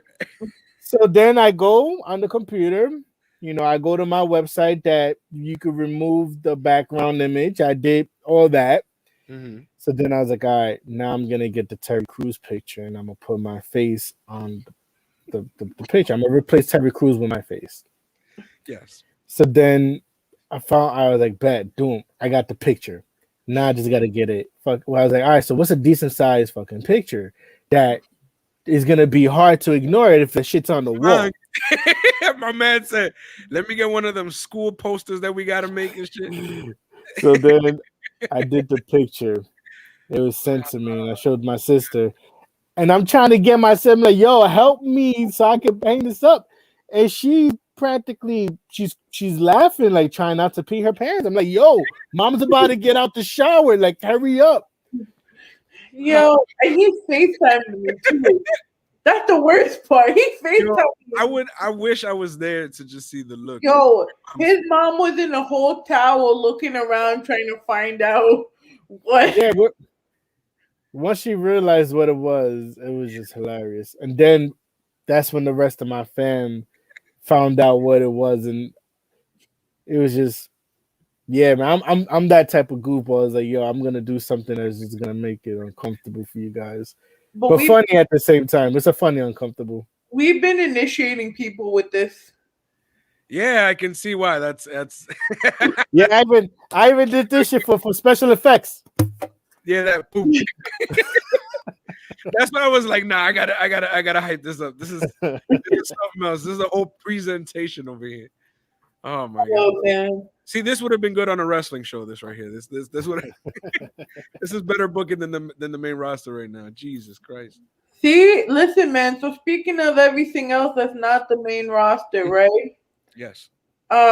Sting got power bombed. They're By still Brian hyping up Cage. Shaquille O'Neal and what's her name versus Cody and what's her name. Jade. Wait, See, Jade and Shaq and Jade versus Cody and Red Velvet. okay. And by the way, Cody's having a girl.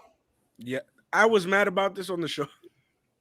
So I got pissed about this on the show because I'm like, yo, stop announcing your every personal move on the fucking show, my nigga. Enough is enough. I don't need to know everything that's gonna happen in your life I mean, on come the on. show. Time out. I'm actually happy they did the gender reveal on it. I mean, they make that Oh, that's nasty. what?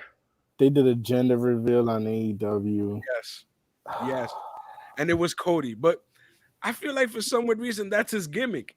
His gimmick is to be over the top as fuck. First, he had a song with like 15 intros, right? Then his wife gets pregnant, and then they do a whole, oh, my wife is pregnant thing. They fucking had the dog in it, on it and everything. Then they have Snoop come out. So now he has a song written by Snoop, and now they doing a gender. Like, everything he does has to be like this. When he came Damn. out, when he came out to I forgot which one of their pay-per-views he did this. It was one of like the first ones. It was All Out or All In, one of those two. And he came out, he destroyed the Triple H's throne. Everything has to be some theater. He always gotta have his like 5,000 people who are his family or whatever come out with him. It's like, bro, enough. Like, you remind me of DDP back in the day when he was first starting. We had a toothpick, a cigar, the glasses, the girls, and bro, you're doing too much. Bring it down. Just do one thing and focus on it. It gets I mean, annoying. listen, remember the show's still in. If we think about it, the show's only a year old. Mm-hmm. They're still going through their developmental phase, if we're gonna call it that. You Yeah, but know, they everything else, I was gonna say everything else is fine. It's just that. It's just him being weird. yeah, but he so in my eyes, I see him as the Vince of AEW, right? So Vince obviously didn't get his shit together within the first year of figuring out a good storyline for him. Mm-hmm. The same thing's gonna happen there because remember they're still going through the whole bullshit of getting compared to WWE. So things I mean, is shit. You keep recruiting their wrestlers, you out here looking like WCW now. Yes or no, because of the fact that what they do with the wrestlers after they get to AEW is different. It's way better. Way better. Different. Way different. Like, so far, everybody they've brought out, except for like Miro, to me, has now had a solid run, a good solid run. And it sucks that they're still getting most of their technical stuff together, like when to do some of the promos and when to do some of the things, and the lighting and the audio sometimes go out, and sometimes Jim Ross calls it WWE. Jim Ross is ready to be retired. Let Jim Ross go home. I was jokingly saying this, but I feel like at this point I'm kind of serious about it. If you ever watch AW Dark, Taz and Excalibur are hilarious. Tony Schiavone is also still there. I have no problems with Jim Ross, but I feel like once they get like themselves going, they should use Jim Ross less and less when it comes to on air, and more so as a brain Mm-hmm. backstage. Yeah, like a You know, behind the scenes guy. because I love Jim Ross, love him to death. But I don't know. I feel like I don't know if they're not giving him what he wants when it comes to the talent or something, but he doesn't seem like the Jim Ross that we grew up with, where everything was like so exciting and so because yeah, we got Excalibur to be in depth. That's fine. He could that's the guy that we need to be in depth and tell us all the new stuff and all the people's names and all the new moves and all that stuff. We got Excalibur for, so that's fine. He explained to us most of what's going on in the ring, and it's time for Jim Ross not to be so much play by play, but to be more color. And Tony Schiavone, is one of those dudes that he can multitask and do whatever, which kind of surprises me because I'm like, yo, why didn't WWE scoop him up? He's so good. You don't think it's a WCW thing? Trying to get the Japanese market. Because but the point is, Tony Schiavone is decent. Taz is great on anytime you put Taz during commentary, you're gonna cry laughing. I miss his podcast. His podcast was really good. It Fucking loved it. Gave me so much insight into the business. Like, he has a great mind for the business, and Taz would definitely be one of those guys that if you ever decide to become a wrestler, all of you out there who might be wanting to be wrestlers, if you ever decide to go become a wrestler, one of the guys I would definitely talk to is Taz. They got a lot of guys over there you can talk to that are very GOAT. Like Taz is one of them. Tully Blanchard is another one. Arn Anderson is another one. Jake the Snake is another one. Now that Sting is there, Sting is another one that you could go to, and I'm pretty sure he'll give you great advice. Eddie Kingston is one of those dudes that, even though he hasn't been in mainstream wrestling, he's one of those dudes who could tell you about actually giving you some type of like insight when it comes to the story, putting on a good story, and also having a match where basically all the in-ring psychology makes sense. Go straight to Eddie Kingston on that stuff because he could put you on. And like, that's why I feel like with time, all these pieces to the puzzle will get together. But Cody, you need to stop being so goddamn arrogant. For God's sake, stop. It's not about you, my nigga. Tony Khan is their Vince for real. Tony Khan is their Vince. Stop. Relax. I don't need your 5,000 family members, the 15 intros to your theme song. The kid, is it a boy or a girl? I don't need all that shit, bro. I just want you to go out there, be a badass, whoop ass, and wrestle. Like, come on, man. Come on, man. Come on, man.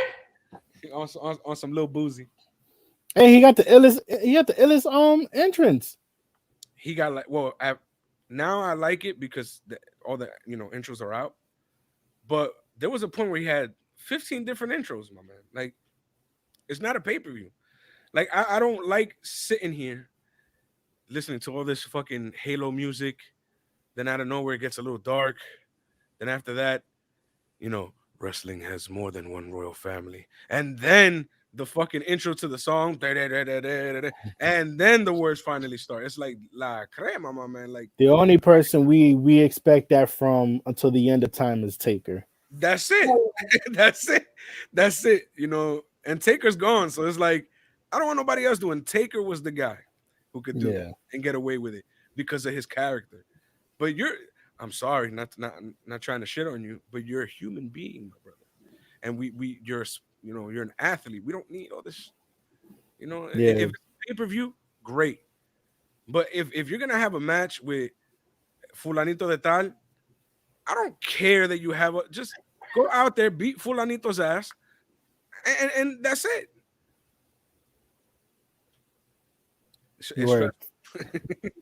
Taker could take 30 minutes to get to the ring, and in the whole 30 minutes, we're in awe.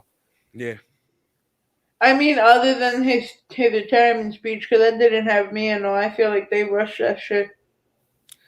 I mean, we had Paul Bearer in hologram form. I was okay with the whole situation. I was okay with that, but I feel like they were just rushing him to speak. And with that being Undertaker, I don't know if that's a good or a bad thing because sometimes when he doesn't talk, it also means a lot. But wasn't it Survivor Series?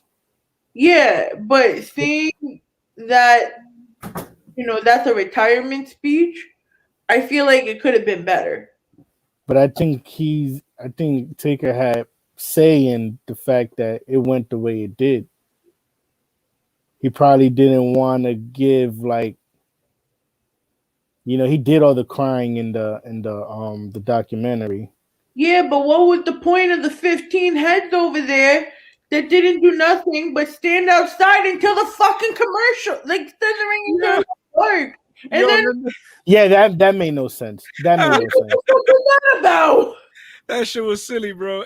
I was laughing at the fact that Taker comes out, they do it. Well, all these guys come out, and then they have Taker come out, and then I'm like, where the fuck did everyone go? It was crazy. Yo, Kane came out in gear, and we didn't get to see a Brothers in What? Destruction reunion. We didn't get to see none of that. It was like, what's the point, man? I mean, just I mean, I know why Kane did it because Kane did it for respect towards Taker. But damn, son, like if you're gonna have Kane go out there in gear, have him at least be part of the speech. Like have him like walk you out if that's the case, right? Like And then, have you go mhm, up at the end and like bring your hand up or something. yeah, I would have just had all the wrestlers come out on stage while he was walking up the ramp.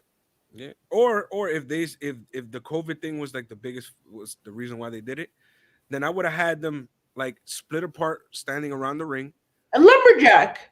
like similar to Mhm. like a lumberjack look, but just have them two in the ring, Kane and Undertaker, and have them speak for a bit, and then then they could go off about their business. But they just sent everybody to the back, and I'm just like, so why did they come out to begin with? Why'd you fly them there? Mm-hmm. It's the same way where they made the Undertaker commemorative title, and we didn't get to see it until fucking Austin show. The what do they call it?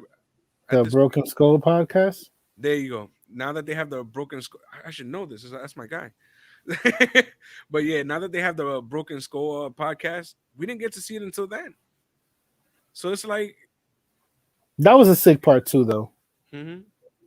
That was a dope ass part two. You know, I Austin, kind of like what the legends are technically doing outside of WWE more than I like what they do in WWE. It becomes like, I'm sorry, I could watch the Broken Skull episodes, um, because like I saw him with Ice T and I started dying. And Brett Favre, I was like, oh shit, they're making it through. you talking about the actual show? Like the actual show. I'm not talking. I love the podcast, but I'm talking about the show on USA. That shit is hilarious. It's fucking hilarious as fuck. Him and Fluffy. Oh my god, him and Fluffy. Yo, shout out to Fluffy. I don't know where you at and how you doing, but Fluffy, you're like the funniest motherfucker, yo. I swear to God. Fluffy is way too funny, man. He has a show on Netflix. Oh, Gabriel Iglesias. Mm-hmm. Yeah, Mr. Iglesias. Yeah. It's a dope show. I'm on season 2. I like the redhead kid who smokes mad pot. I mean, we're all that redhead kid except for Ray. We're Yeah. all the redhead kid that smokes the pot because Ray don't smoke. Yo, he's so funny. I like him and Gabe's relationship where they're almost like father and son type deal. Where like Gabe kind of like mentors him and like keeps him in check, but he's like a total he's a total nut because all he wants to do is smoke weed. I mean, is there anything wrong with that? That's what you're doing. That's what you were doing while we were doing this podcast. Yeah, but we don't talk about that during high school, bro. like like I didn't peep that. I didn't peep for a while, and I'm like, why is this kid a pothead? These are kids. You feel me? Like I'm like, wait a minute. You know, I can't even talk shit about this because, and I told this story to Ray Yeah. because Ray was, me and Ray were doing the management stuff together while I had gotten my new job Mhm. at a high school. Oh my god. So mind you, me and my homegirl that we still work together because now we do everything virtual. I would have like 3-4 hours before I would start, but I was still trekking to the Bronx Mhm. so I could make it to her lunchtime. So me, her, and our other coworker could go for a jaywalk. So I came one day, and this was after I was chilling at West Farms, and I see, and mind you, I didn't come in the building at all, so I know it didn't smell like bud. Yo, I walked in. Yo, it smelled like some real delicious stuff over here because I turned around and saw my supervisor and coordinator. Mhm. And I was like, it smells heavenly in here. Did somebody bring some baked brownies? Come to find out, one of the high school kids left their bag that had 2 giant ass blunts in them. Yo, I'm sorry, bro. I would have taken them shits. I would have taken them shits. I'm sorry, bro. I would have taken them shits and I would I have. mean, my What you doing supervisor with them shits said, anyways? I couldn't do no swiping in front of my. Oh, got you. I would have found a way, my nigga. I would have thrown it in garbage. Yeah. The whole bag though. The girl comes in after. I'm like, sweetie, if you're gonna bring bud into the school, at least put it in a Ziploc bag so nobody knows you have bud in high school. Oh my god! See. We had other ways. We had some ghetto. I remember taking foil. Yeah, but we were back then, bro. If you saw 7-7 back in the times we were in high school and middle Oh my school, God, Yeah. it made it sound like, bro. I'm sorry. That used to me. So I was scared shitless up until I was 16 years old because of that show to ever smoke weed. And then I smoked weed. I'm like, so this is what they're scared about? I just want to take a nap. That's basically what it makes you want to do. Yo, I remember I used to know the entire fucking song by heart. When I see their happy faces looking back at me. Yeah, and then that's when you learned that Eric Camden was a fucking child molester. Oh, that shit caught me off guard. I was Oh, like, I was like, no, not Reverend Camden. but hasn't that happened though? Like, it's weird. As you get older, you find this shit out, and you're just like, yo, what the fuck? Because he was one of them, and then Bill Cosby was another one that I was just like, Oh, yo, the what pudding. I was like, yo, what the fuck, really? There's a few guys that came out after like the Me Too movement that I was just like, this dude? Nah, not this dude. And then you find out, and you're like, oh shit, sucks, man. But back to AEW, right? Yes, wrestling. Because reaching the almost 2 hour mark, and this feels like an episode of Joe Budden where anything was free play today. Hey, listen, this is what me and Tevin do every fucking week. We literally just talk shit. And to be honest, those are our favorite episodes, always. So when do we get to hop on to the RambleMania show? When we finish making the graphics for like 95% of the new shit we got coming up. It's literally, so basically, the editing team is basically me and Tevin.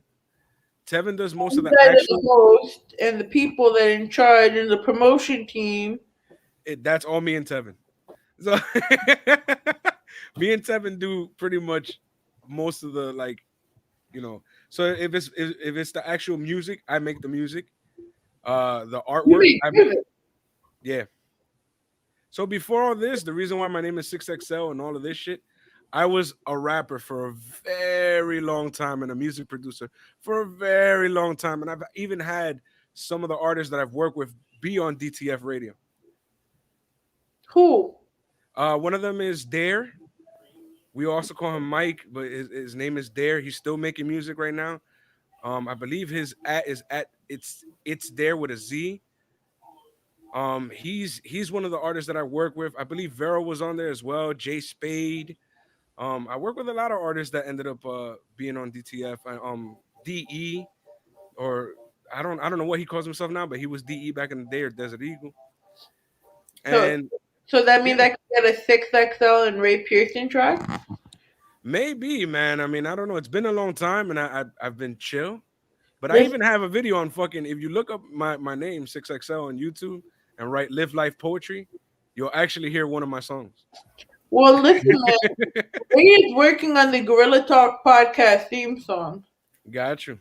So y'all could work something out. But yeah. Like yo, wait, real quick, my bad. We were talking about Oscar. Damn. So, yes. No. Like no. This is gonna tie. This is gonna tie into what I was gonna say. Now, I'm a fan of battle rap. Yes. Oh, my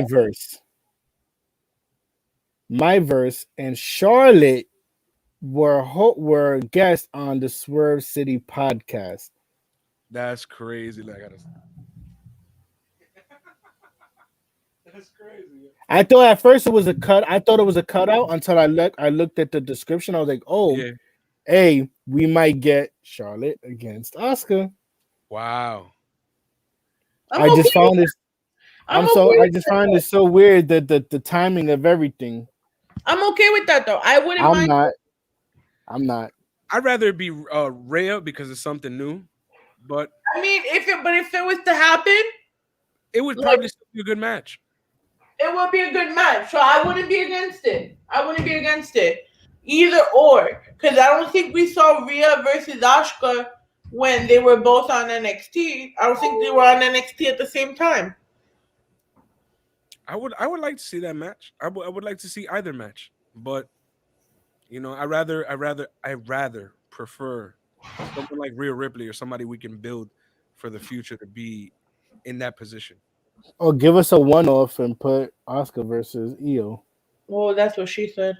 That would work too. Give us a one off. Yeah. Hey, Listen, Hey. 6 hey. the AEW. You want to know something very A? If you ever watch Raw Talk, Mhm. this dude R Truth calls Damian Priest DP. Oh, yeah. And every time my head straight goes double penetration. Just every time. Every time. Poor My head is Charlie. in the gutter. No, she's people think Charlie be innocent. But when you watch that show with her, she's one of the ones who like be instigating the most shit, including Nia Jax's donut. That they made her shut up. Oh, They Oh, made her man. they were giving her a donut and then fucking Shayna's like giving it to her, like, yo, come on, take it. And because they even got Shayna in on it. It was horrible, man. Then Nia with her goddamn hole. and she didn't take the Tushy endorsement. We're just saying. I would have taken it. Shit. Well, that's probably not up to her. That's probably up to Vince. That was a I- nice play of words. Nice. Yeah, I would have taken it. Shit. That was a nice play. That was a nice play of words. See what I did there? Oh man, what a hot mess. Nah, but yeah. Gorilla Talk, everyone. What happened? Welcome to the Gorilla Talk, everyone. Yeah. That's just how we. Man, I wish I should have drank a few beers so I could get a little more fluid. Next time I'm gonna drink a few more beers. Yo, it's really funny, right? He was so nervous of getting interviewed by us. I'm like, don't be. Oh no. My thing is just I'm a host at heart. You feel me? I'm used to being the host. As a former MC, you're used to being the one who moves things along or moves the crowd. So you're used Right. to being the one who introduces everybody and does the whole thing. And so it's like, yo, I'm on the other end. I don't know if I should. Am I doing too much or? So it's like, all right, I No, should. you're perfect. Nah, Oh, but thank being you. someone, I'm pretty sure you've had your fair share of interviews where the format of interviews just completely sucks. Yeah. So when you're more in a discussion type environment, Mm-hmm. it just becomes like, oh, all right, bet now I can kick my feet up because I don't have to worry about answering the same questions, switching a few words around to make it sound different. So Yeah, it's just like, that's us. We the talking people. We just like to talk and talk shit. See, with me, I'm the talking guy, and then Tevin's more of the. So Tevin and I run basically like a commentary team. He tells you, well, Io Shirai did a spinning yada yada off of da da da da da, and she turned it into a da da da, and then this person did this and this, and then I'll be like, yeah, but then she came up with this bullshit, and then this nigga on commentary said this, and then this bitch was looking crazy, and then this nigga was looking crazy. So you know what I'm saying? Like, I mean, I'm EO and all of them do look crazy sometimes. no, it's just an example. What I'm saying is like I'll be the one who's like more of like the Jerry the King Lawler, and he'll be the Jim Ross. So he'll sit there and he'll tell you what's going on. But I'll be the one who actually makes you feel, who like brings you into it like the way that you would, just by relating to you and trying to be like, all right, so I have this much, I guess, sense of like more or less what people are doing and what they're into and how they think. So I'll be more towards directing myself towards the viewer. So I'm used to being the one who does most of the talking, and he more or less kind of like, he's such a patient. He's so good because he's so patient and clean, and he knows when I'm in, and it's crazy. Like, but he has his side of the role and what he does and who he is, and I have my side of the role and who I am and who what I do, and I'm a lot. My personality is more I don't without structure, and he's more like this is my structure. So it's like the way we work is usually like that. And if somebody comes on our show, like our boy from the year sports sports show, Dre? yes, Dre. When we had Dre on, it was me mostly like bothering Dre, and and it would be Tevin more telling you what happened on the show. So I'm used to being the one who interviews the person. So when it's me the other way around, like I'm getting, how do I do this? I'm like, am I? But and that's what So that's why I kind of tune into your show because you give us you give that balance. Like, and this is what I was just saying about the podcast in general that they're giving you a um a look into everything without having to watch the shows, but because it is almost 9:15, I do need to eventually go home. Can we Yeah, do a quick AEW run through? sure, Uh, go ahead. we got through the gender review. Hmm. It's a girl. Congratulations. I'm looking forward to seeing Thunder Rosa and Rio. Yes, yes. I saw her with Serena Deeb, and that was a really good match. So Thunder Rosa versus Rio is gonna be because she's so clean. Thunder Rosa, she's so fucking clean. And then the fact that with Rio, the thing with her is that she's one of those people that, despite uh her appearance, is a little badass. You feel me? And she gets the job done. And to see two women of that caliber who are really good wrestlers, I'm all for it. I don't see how that can go wrong.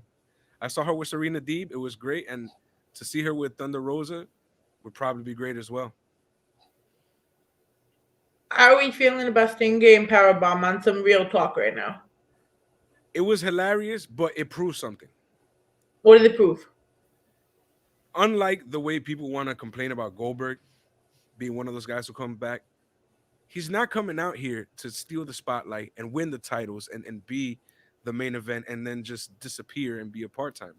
With Hmm. Sting, it's more like he's a mentor. He's here to get these guys over.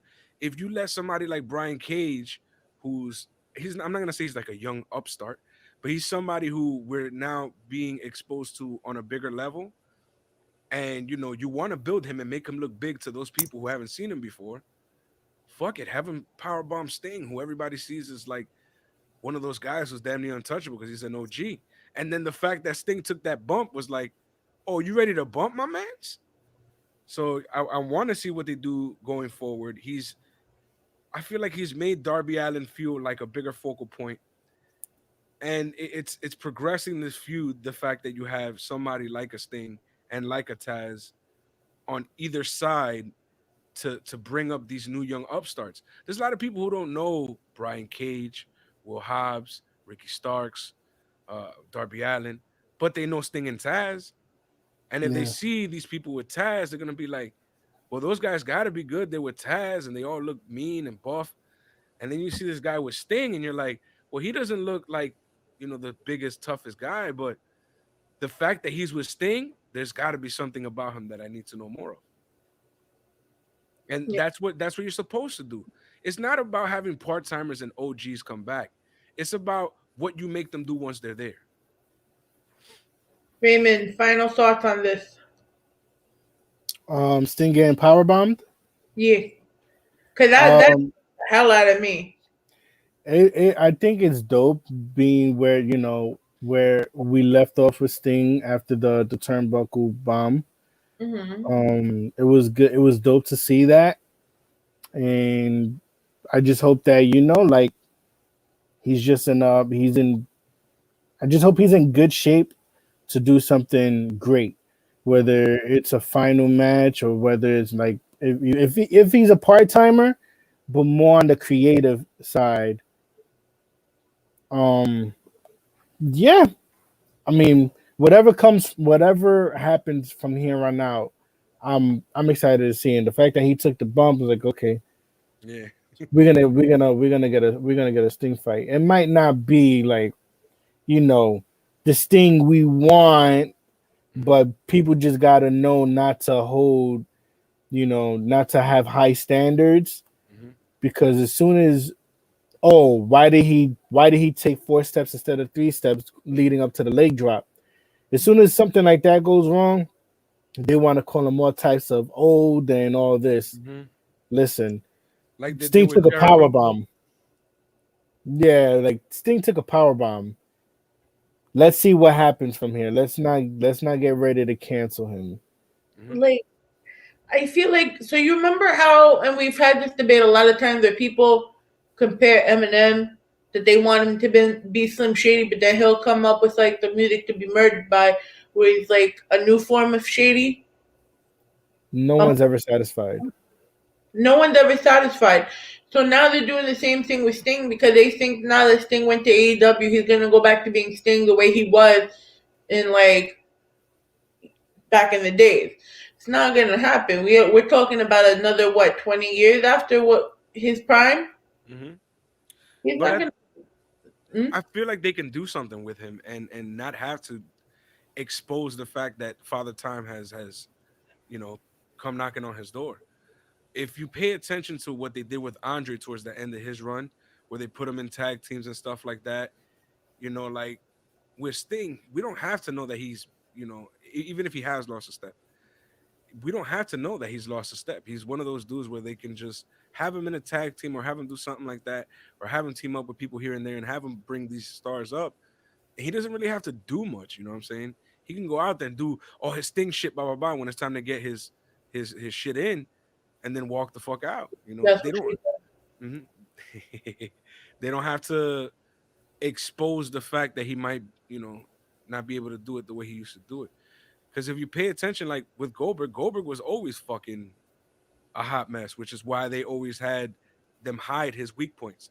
You can't have a 20, 30 fucking minute match where everything is like at the peak and it's so much emotion and all this, because he's an explosive, quick in and out type of match wrestler. And if you do more than a few things, he's gonna fuck it up. So like with Sting, where he knows this, he's done great before, and like damn near his entire career. And then you put him in a situation like this, and you can have him be a tag team and have him. You can still have him do all his shit and look like Sting, without actually having him be Sting. You know what I'm saying? They got to so. build that mystique. Hmm. That's a whole fact. So we reached into the night, guys. Yes, ma'am. I got a whole bus ride I gotta go on. Yeah. Yeah, that's what she said. Oh, I hate you. Fuck you and the couch you're sitting on. Fuck your couch. Fuck Fuck Fuck yo, this. buy another one, you rich motherfucker. exactly. So this is what Tyler we Murphy. And Charlie Murphy. this is what we do with all of our guests, right? Yes. We have them cut their own promos, Mhm. wrestling style. Seeing it, that's not hard for you. No. Go for it. What would you like me to what are we shooting on? Where they can find you. Oh, it's very easy. You can find me on Instagram at the number 6, the letter X, the letter L. That is at 6XL. You can find me on Twitter at SIIXX. Ain't I great? That is at SIIXX. You all ready? You can find RambleMania Show on Instagram at RambleMania Show. It's that simple. You can find us on Twitter at simply just RambleMania. Find us on Facebook. We have a group on Facebook. Our Facebook group is the RambleMania Show's Banter Club, which is it's a little hard to find. We have the two sweets on there and all that, but you'll find it. And then our regular page on Facebook is just RambleMania Show.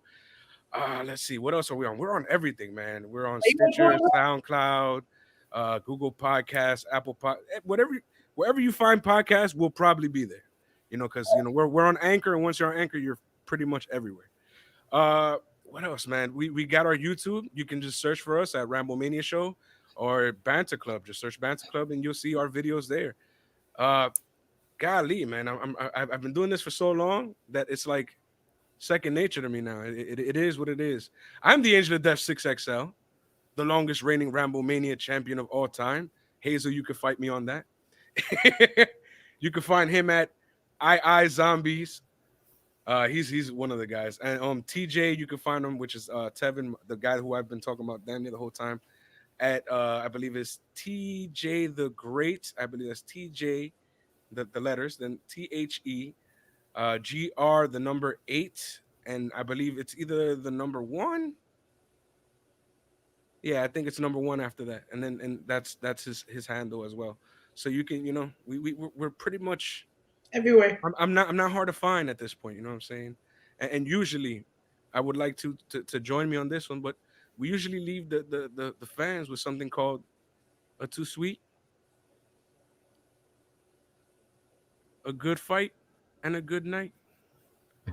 Hon, I need y'all to hold this so I can do a screenshot so I can call. Woohoo! Really, Raymond? Get the other hand out. Thank you. No, Raymond. I was trying to scratch. On that note, thank you so much for tuning into the Gorilla Talk podcast. I still want to know who is my mother, is my sister. But shout out to Abe from Detroit for tuning in. We're taking a little break next week, Don't be a menace to South Central. Fuck you all. I'm going to 6XL as soon as I get home so I can smoke with him since he couldn't come over here, pause, to come smoke with us, because people don't want to leave the Heights. It's not about leaving the Heights, all right? It's about getting home to the Heights. It's about me being a large man who doesn't want to break an ankle or a knee with all this ice and snow outside. I understand this. I'm not trying to die. Raymond, where can they find you, sir? Final promos. Man, y'all know where the fuck to find me. It's Ray Pearson. Facebook, Twitter, Instagram, youtube.com/C/Ray Pearson. Why the fuck am I telling you guys this already? Or better yet, let's make this easy on everybody. Just go to itsraypearson.com. Check out the merch. Check out the press kit. Check out the videos, the ciphers, the bars, whatever it is you guys are looking for.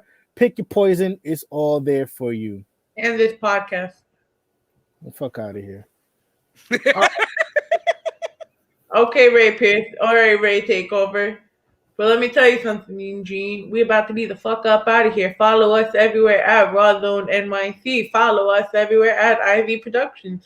And if you haven't already, fucking follow RambleMania. Look at the RambleMania champion over there. Oh, he's Mr. Ghost Belts.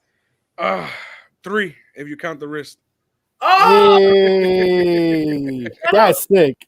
Wait, is that a toy belt that you made into a bracelet? No, it's they sell these on the shop. Wow. Shout out to WWEshop.com. This is the same belt that I have over here. Damn, you hear that metal? Yeah. Yo, cut a check for me, Vince. We just gave you some promo. Yeah, Trust XL. Cut us the check. Give me the money. Till next time, y'all. You already.